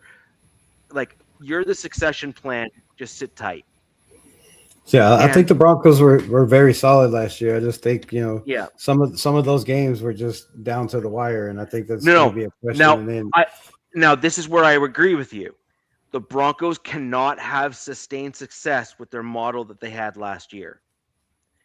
And I believe that this is one of the reasons why Sean Payton agreed to hand the reins over to Davis Webb. Okay. It is my opinion that Davis Webb had his mock game plans as part of the planning last year, and I believe Sean Payton and he probably worked together on them. And I believe that Sean Payton likely applied some of Davis Webb's mock game plans and his, what he thought and everything. Yeah. I think that Sean Payton reflected back on the games and realized that some of the play calls that Davis Webb had in mind would have potentially put them further ahead in points earlier in the game.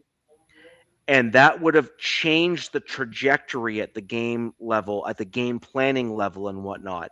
So you remember the Broncos back when we were in our kind of 2013, 2014, 2015 Super Bowl runs, where we had like Von Miller in his prime, and we had the other defensive players that were there. And we were a legit dangerous team at that point in time, kind of in the NFL history.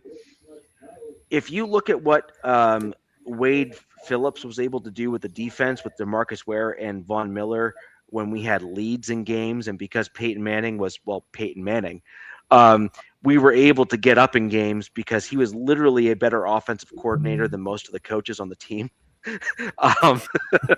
And so Peyton Manning was able to get us ahead in games so that we were 10 points up, 12 points up, and what have you. Well, then you have Von Miller and DeMarcus Ware kill it. Like, we had them tee off in games and get 3, 4, 5 sacks at the end of the game just because we were able to just do NASCAR packages and kill. Pin your ears back and go. Yeah, exactly. And so, and we also saw Brock Osweiler come in a fair amount when Peyton Manning was in his last year, not only due to injury, but also due to some of the leads that we were having in certain games and whatnot as well, right? Well, I think that Sean Payton has recognized that there was a number of games last year that the Broncos really had no right being as close as we were in those games. We should have been way further ahead from an offensive perspective. And I think Sean Payton, likely consultant Davis Webb, and believed that his offensive game plan would have maybe put us ahead in the scoring side of things. And I believe that that's where we're at. Sean Payton has made Broncos several offensively. When Dobbins went down, like that threw a huge monkey wrench in their offense. So we brought back J.K. Dobbins as well, who, when healthy, is a top 5 or top 3 running back in the NFL. He is very good. And we brought in Coleman. It's a little bit. That's a little rich, dude. Look at his stats.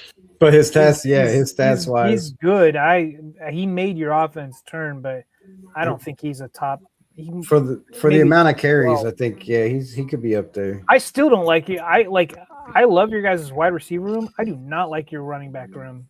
I thought McLaughlin, Harvey, Bidet, and then Dobbins. Like, you still don't have like that power guy that you want. You don't have, they don't really have that. That guy on the edge that bursts with that burst. I feel like we have Dobbins Coleman. can do it when he can, but we have Coleman. We have Dobbins, who are basically the same style. They're basically these like similar stylistic. They're similarly from a stylistic side.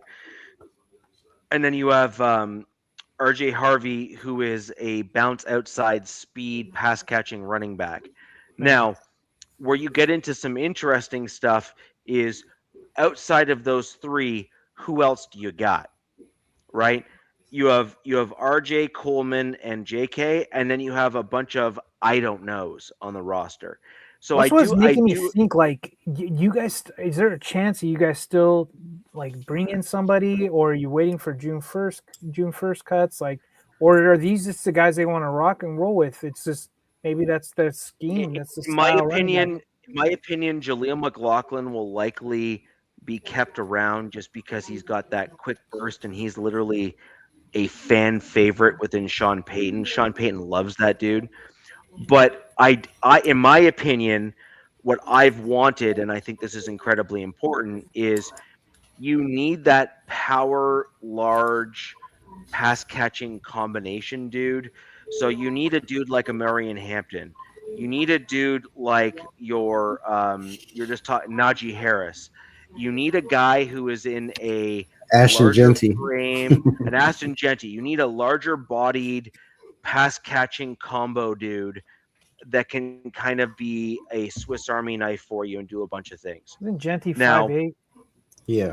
No, he's 5'8", but he's a great 5'8", great look, he can wear heels and lifts and be whatever height he wants, right? But the point is that he's a bowling ball. He's quick. He's got speed. He's got good center of gravity. He's got a great combination to make him a solid player at the NFL level. The Denver Broncos need a bigger-bodied, kind of like power-style guy. In my opinion, I think that we're going to use a tight end for that role in the fullback position. Now, whether or not we keep our proper fullback, one of my favorite guys on the roster, Adam Prentice, that dude is a beast. He's like one of my favorite fullbacks in the NFL. Undrafted free agent by my Denver Broncos. We let him go. I am on record. You can see my old X tweets as well as my forum posts on Broncos. I had a few choice words for the Broncos for letting him go. And by the way, here's a fun fact in trivia. The coach that picked Adam Prentice up was Sean Payton when he was with the Saints. Which tells you all you need to know. Right? And says it all. That says it all, right? And so anyways, long and the short of it is this. I think Davis Webb is going to be given the reins to call the plays, but he's going to be having the wisdom of Sean Payton beneath him to ensure that there is a sounding board. Look, he's probably obviously shown something, dude, for Sean Payton to be like, dude, I'm giving it up. He's going to step back and just be like the mentor. You know what I mean? Like, take it over. Like, there's like a saying. I forget the saying, but he's like, the protege. Yeah, like the sensei or the sensei protege. something like that. young grasshopper, henceforth. Young Padawan. But I did want to say offensively, obviously Waddle for me, that was my for the Broncos. That's a huge addition, like just massive, especially to pair with Cortland Sutton, who we know is, that super high end number 2, still with Troy Franklin, and you got Pat Bryant there. You got little Jordan Emfrey. You got a lot of dudes there who I like. They fit your guys' scheme. But a guy that you guys drafted, Jolly, I think that's what you were missing in that tight end room. The tight end. That with the other guys. And I think that's another weapon who will eventually, and we talked about this weeks ago, but who could push Ingram out. You know what I mean? This could be Ingram's last season with you guys. I have Ingram getting cut. Or it could be that, or it could be cut, yeah.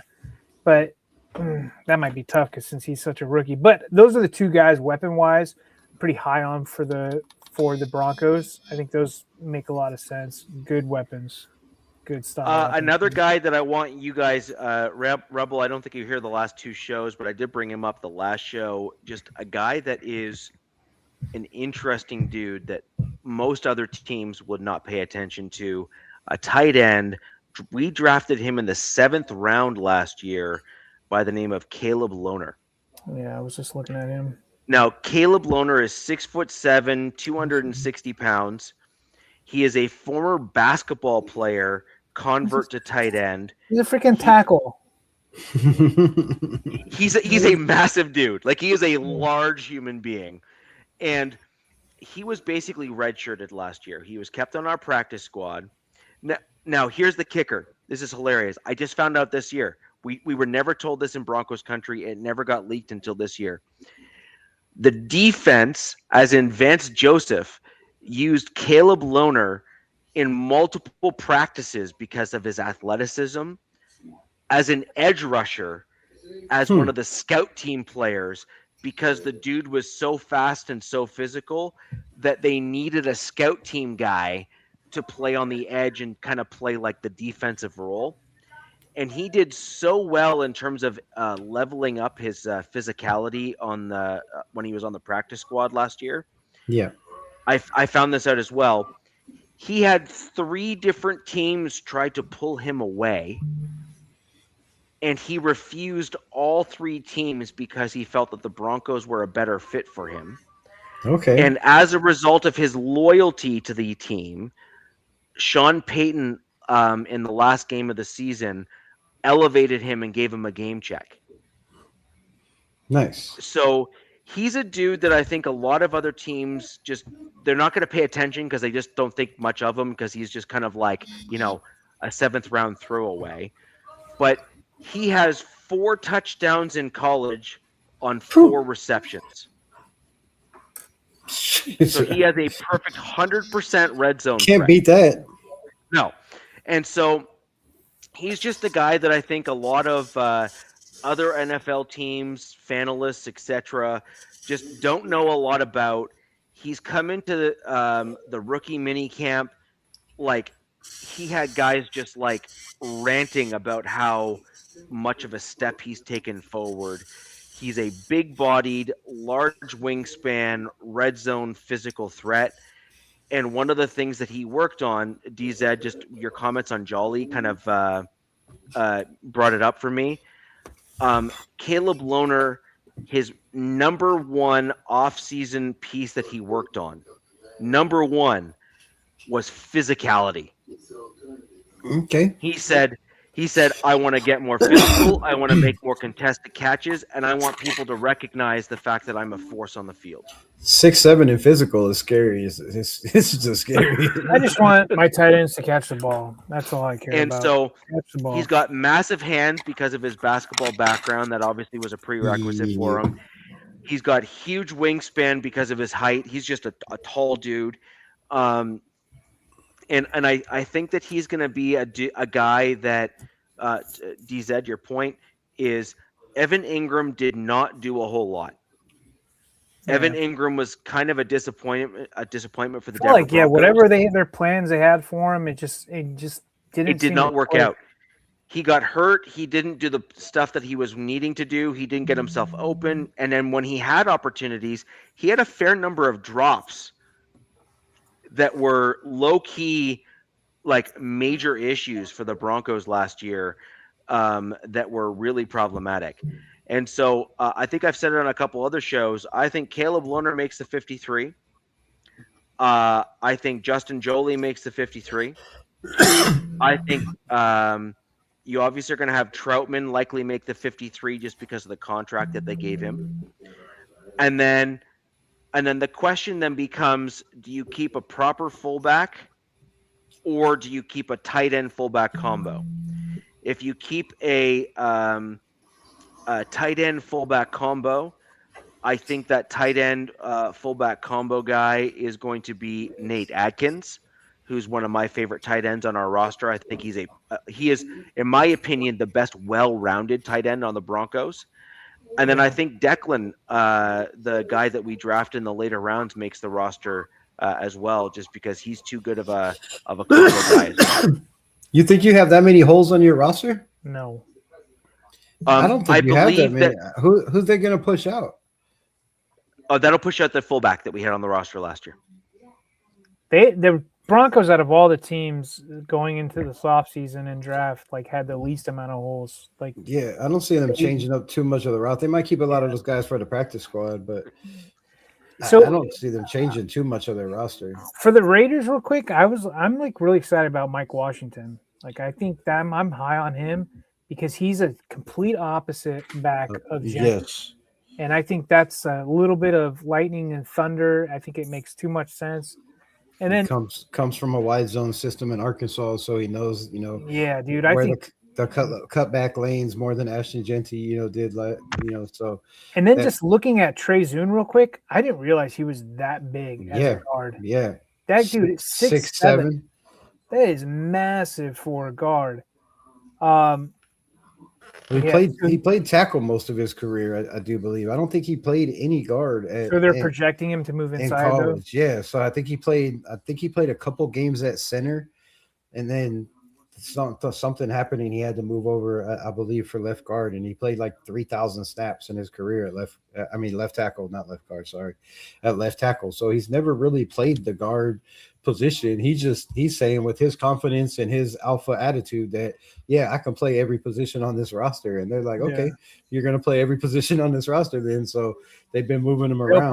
They'll probably have him move all around. They're going to rotate him in and out everywhere. Yeah, so his athleticism, his RAS scores were off the charts for as big as he is. So the guy moves well. He has. That's another thing. I'm glad you brought up the RAS score. A lot of the guys that the Chargers with this regime they're all in the high. Like, I think somebody did it, and I don't know if I bookmarked it. All our O linemen are in the 9s. Yeah, that's all up in the 9s. Like, that's how I think we just drafted RAS scores. Yeah, this is somebody saying in the Raiders. They're like, man, do we just go out and draft, the best, the highest RAS scores? Because that's now, what not all the like, time does that come to fruition, because we had a fullback guy who had almost like a 10. And he didn't make it, but yeah, you gotta have the mentality and the knowledge. Yeah, you gotta have it between the ears. You can't just be all athleticism. But yeah, Mike Washington, is where we got him in the 4th round. I had him as my 3rd best running back in this draft, and I only put him at 3rd because I was trying not to be biased because I'm a Razorback fan. So I had him at 2nd, right? I feel like the Hemby connection makes sense, obviously, to Mendoza, but I don't think he can. I got Mike Washington, but it's a good room. Now I do see, like somebody said, I know we got to wrap this up earlier. They're like, why would you bring in a vet? And I guess it kind of, if you're bringing in a vet fullback, Genty's already got a year under his belt. I guess those 2 rookies. So you're going to usually probably have 3 running backs and a fullback in a room, right, to make the 53. Yeah. So I could see those guys. And then you got Lobby's going on his third or fourth year, which he'll. So then who's not going to be the guy? There's going to be an odd man out, right? Yeah. So it's we're there. Some people are saying we keep 3 and a fullback. Some people are saying 4 and a fullback. I just don't see. You can do 4 if it's a heavy run game. Yeah, if you keep that fullback as one of your tight ends, which I could see him doing that because we have Carter running and Ian Thomas, and he can push one of those guys out. I hope it's not. So it's going to be Carter running. Bowers, Mayer, and then you said Ian Thomas. I think Ian Thomas and then Carter Runyon are those guys, but I feel like Carter Runyon is a better blocker. His RAS scores were like a 9.96 coming out. His year, so I don't know how that kid wasn't drafted. And he's college tape. Yeah, very very physical. Can catch the ball. Reminds me kind of a Michael Mayer type. So that's like the problem with like tight ends, and like I was kind of getting at this. What is like if you have certain running backs or tight ends on the field, and the defense goes like, "Dude, that guy's a damn good blocker, but I know he can't catch for shit."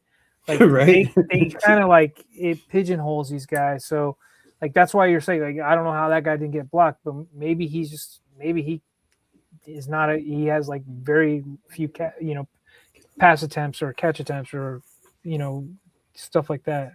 Yeah, so I could maybe more of a blocker in college, but I could see a scenario where they maybe they do keep 4 running backs and keep Hemby and Lobby and just have Lobby as that, not the running back, but a guy could because he plays special teams, offense and defensive wise. So yeah, I mean, do you think Lobby could be odd man out with this new regime? I feel like he's the odd man out, but from what I'm hearing, a lot of people are saying that Lobby makes it over Roman Hemby, which to me is crazy because Roman Hemby's he's an athletic back that can do it all. He can block. He can catch out of the backfield. NFL, man. I mean, he can he can do it all. And I think Labe is fighting for his life because he was the kick returner last year. He was that second guy. 6 foot 210, dude. Like great size.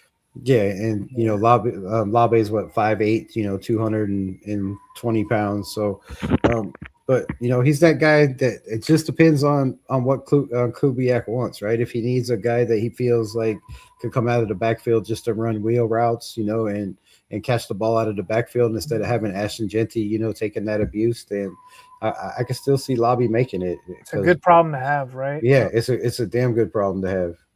Yeah, you've got a nice, stable running backs. I mean, we have competition at the offensive line, at the running back room, at the quarterback room, defensive line. We have nothing but speed in the backfield at safety now and corners.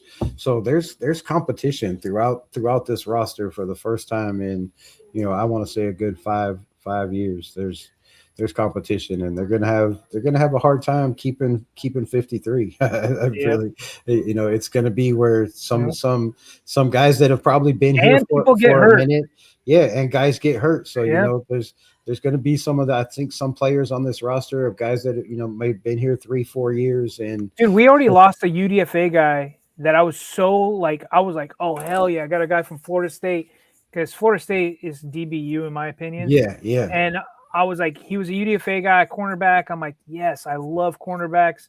You can never have enough cornerbacks on a team. Right. Boom, already like, I'm out. God bless. I'm like, I see him in a boot. I'm following him on Instagram. I'm like, man, fuck my life, dude. Yeah, I hate that. I hate that for these young kids, especially the UDFAs trying to. And this was like weeks ago too. So one of their I'm like, how the F did that happen? Yeah, we had that problem with JPJ when he had a concussion in rookie minicamp. Like they had a helmet on his shorts. How you get a concussion? Like how physical can you be playing to get a concussion? And the shower or something. Yeah, he missed. He missed most of his the first couple games of his rookie season because of a concussion and most of training camp. So.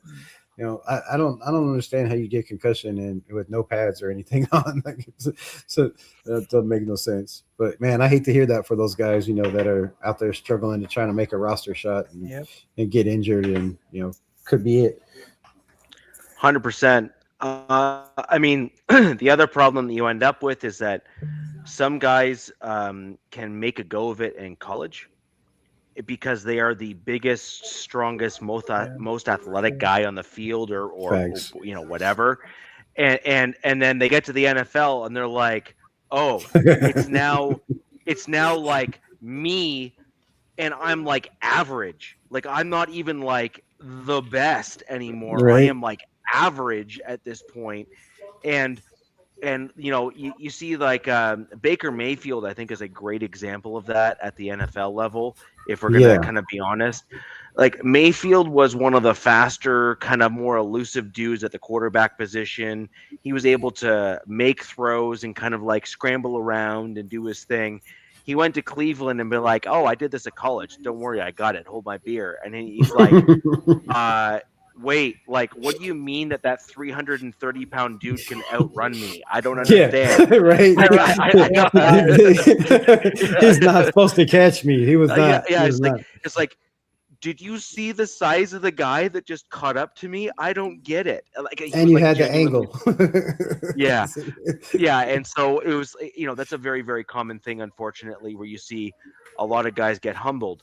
Now, to Baker's credit, though, he has since matured and improved, and good on him. He is now excelling at the NFL level, but so many dudes in his position just don't have the ability to humble themselves and understand that, was a it is just it is such a problem at the NFL level. Well, And I mean, so when you pay guys, good on him, when you pay guys $7 million, a season in college, like how do you expect somebody to come into the NFL humbled? You know what I mean? Like, Yeah. it's just it's a Good huge point. huge problem. Like, you can't give a 17-year-old, 16-year-old, 17, 18-year-old kid $3 million a season and then ask him to come to the NFL and act like his shit don't stink. Right? It's just 100%, 100%. And a lot of it comes down to, if they were pumped up too much in their high school and college teams, it comes down a lot, I think, to parenting with the parents in their lives and stuff like that, kind of giving them some realistic expectations of what they can expect when they get to the NFL level. And frankly, I think a lot of these kids, and I call them kids just because they're like, they're not that old when they're coming out of college anymore in many cases. A lot of them are not self-reflecting in terms of going to the NFL and seeing what these NFL players can actually do. Yeah. And then saying, oh, okay, now I get it. You know what I mean? And I think that more of these college guys need to humble themselves a little bit, get out of their own way, and start to realize that even if you are a first round draft pick, you still have like a 50% bust rate. Like, you are not making it past it's bad. So speaking of draft picks, real quick, I just noticed that my team still has 2 unsigned rookies. Do you guys know if you guys are all signed up? We have 3. Okay, because Mesidor for me and Brendan Thompson are unsigned still. Yeah, we have. Yeah, we got a few on our team too. We have cool. Mendoza, Gerard McCoy, and Karan Crawford. Okay. McCoy is actually fighting over some injury language right now in his contract. I know that. But, yeah. I'm sure he's going to want as much guaranteed as he can get, and I feel like the Raiders are going to give it to him just because they know the situation. Right? You could play 1 year, you could play 2 years, you could play 5. If you could get that guy to play, like, if he's got like 3 years in him, whatever those rumors are, like, why not, dude? If he's got 3 elite years, rock and roll. You're going to pay him in the entirety of his rookie contract less than you will pay him when you re-sign him to his second contract if he balls out, or even close to balls out. So the whole point here is, look, eliminate the injury guarantees. Worst case scenario, you pay out the remainder of his rookie deal. It's not that bad. And if you get 1 or 2 years that are amazing out of him, awesome. If not, you tried. Yeah. And I think that's a reasonable approach given an organization that's trying to like build on the upward trajectory. In addition to that, if he doesn't get hurt and kills it, he will remember the fact that you didn't make his life difficult when he came out of college from the injury stuff, and he'll give you a little bit extra as you're trying to re-sign him on the second deal. Little discount. Yeah, I definitely agree with that. Definitely agree with that. Yeah. So guys, go ahead. Go ahead. No, go ahead. I was gonna say, in the McCoy situation, if he reminds me of the Raiders. They drafted a guy, I do believe, in Todd Gurley, who had the same situation, the same injury, right? Where he had a bone plug in his knee, and they didn't know if he was going to play, right? High draft pick, had gone through the same things. They, kind of set up a routine. Gordon. Yeah. So, he ended up playing 5 years in the NFL. And was damn good for what? Yeah, and damn years. Good, right? Damn good. Yeah. So if McCoy can, if you can get 3-4 years out of it. His last year was a rough watch. Because dude, he's got money. He's probably set his family up if he was smart about it, and he's got wealth. Like he can take care of his family. He probably doesn't have to work the rest of his life. You know what I mean? Yeah. So if they can get this guaranteed, why not, dude? I'm all for it, man. It's not for long. Yeah. Facts. Yeah. So that'll do it for the show. We kind of covered a little bit of the schedule there, a little bit of the players, a little bit of the news. Next week, we're going to delve right into the details of OTAs. We have rumors of OTAs for a couple of our teams, early on stage of OTAs for the rest of us. Overall, the Raiders Rebel here did a fantastic job representing his team. Awesome. laying down the deets in terms of information, facts, as well as a well-balanced approach. Everyone, if we can go ahead and thank Raiders Rebel in the chat during the show, let's go ahead and give him a round of applause. And in the comments down below after the fact, I want to see some thanks for Raiders Rebel coming into the show and doing a fantastic job here on the show, filling in for Nav. And Raiders Rebel has his own channel. If you can go ahead and quickly plug that for me here. Look, all of our fans like to get information on the opposing teams. You put out a tremendous amount of content on the Raiders. Go ahead and leave that for us as we close out the show. Yeah, it's at Raiders Unleashed. And then, I have pretty much it's at Raiders Unleashed on everything, X, Snap, Facebook. So yeah, same thing on pretty much everything. I'm on every social media that you could think of. Just added Rumble. Is it Rumble? I think Rumble's the bomb, man. I love it. Yeah. So I just added that to the, so go over there and subscribe. I need 5 subscribers. So I just started it today to go live. So if you can go over there and subscribe to the channel over there, I'd appreciate it. And we can start going live on that as well. Oh, it's Raiders Rebel for X. Yeah, Raiders Rebel _ for X. Appreciate that, Fader Raider. What would I do without you? Gotta have true fans. Appreciate it. So again, I want to thank everyone for joining the show. Love the comments here. Down below in the description, you will find all of our channels. We got DZ with his Chargers channel. I am part of the MHRT network, which is a whole plethora of Colorado sports. Don't be fooled. I am nowhere near Colorado. I live up in the central part of Ontario in Canada. And so I am just a mere Broncos fan here from Canada. But ladies and gentlemen, thank you very much for joining the show this evening. We're going to have lots more content for you. We're going to have a lot more stuff. I also want to hear from you on X. I want to hear from you in the comments down below. We can bring in, probably before the season starts, one common opponent to have a sit-down conversation with about what they think and all that sort of stuff. What do you guys think? Who do you want to see? What team do you want to see? And I will make it happen. So go leave those comments down below, and we'll kick this Wild Wild West show off with a bang. Ladies and gentlemen, until next week, where the West Side's the best side. Peace. Fast lane when I pass in the street, bag of money in the passenger seat. Tempo's been asking for me on the road from the west to the east. Way up. I might never come down, cause the coast's racking up the flame out. So high, I might never come down, so what, this is my lifestyle. Wait a minute, work hard.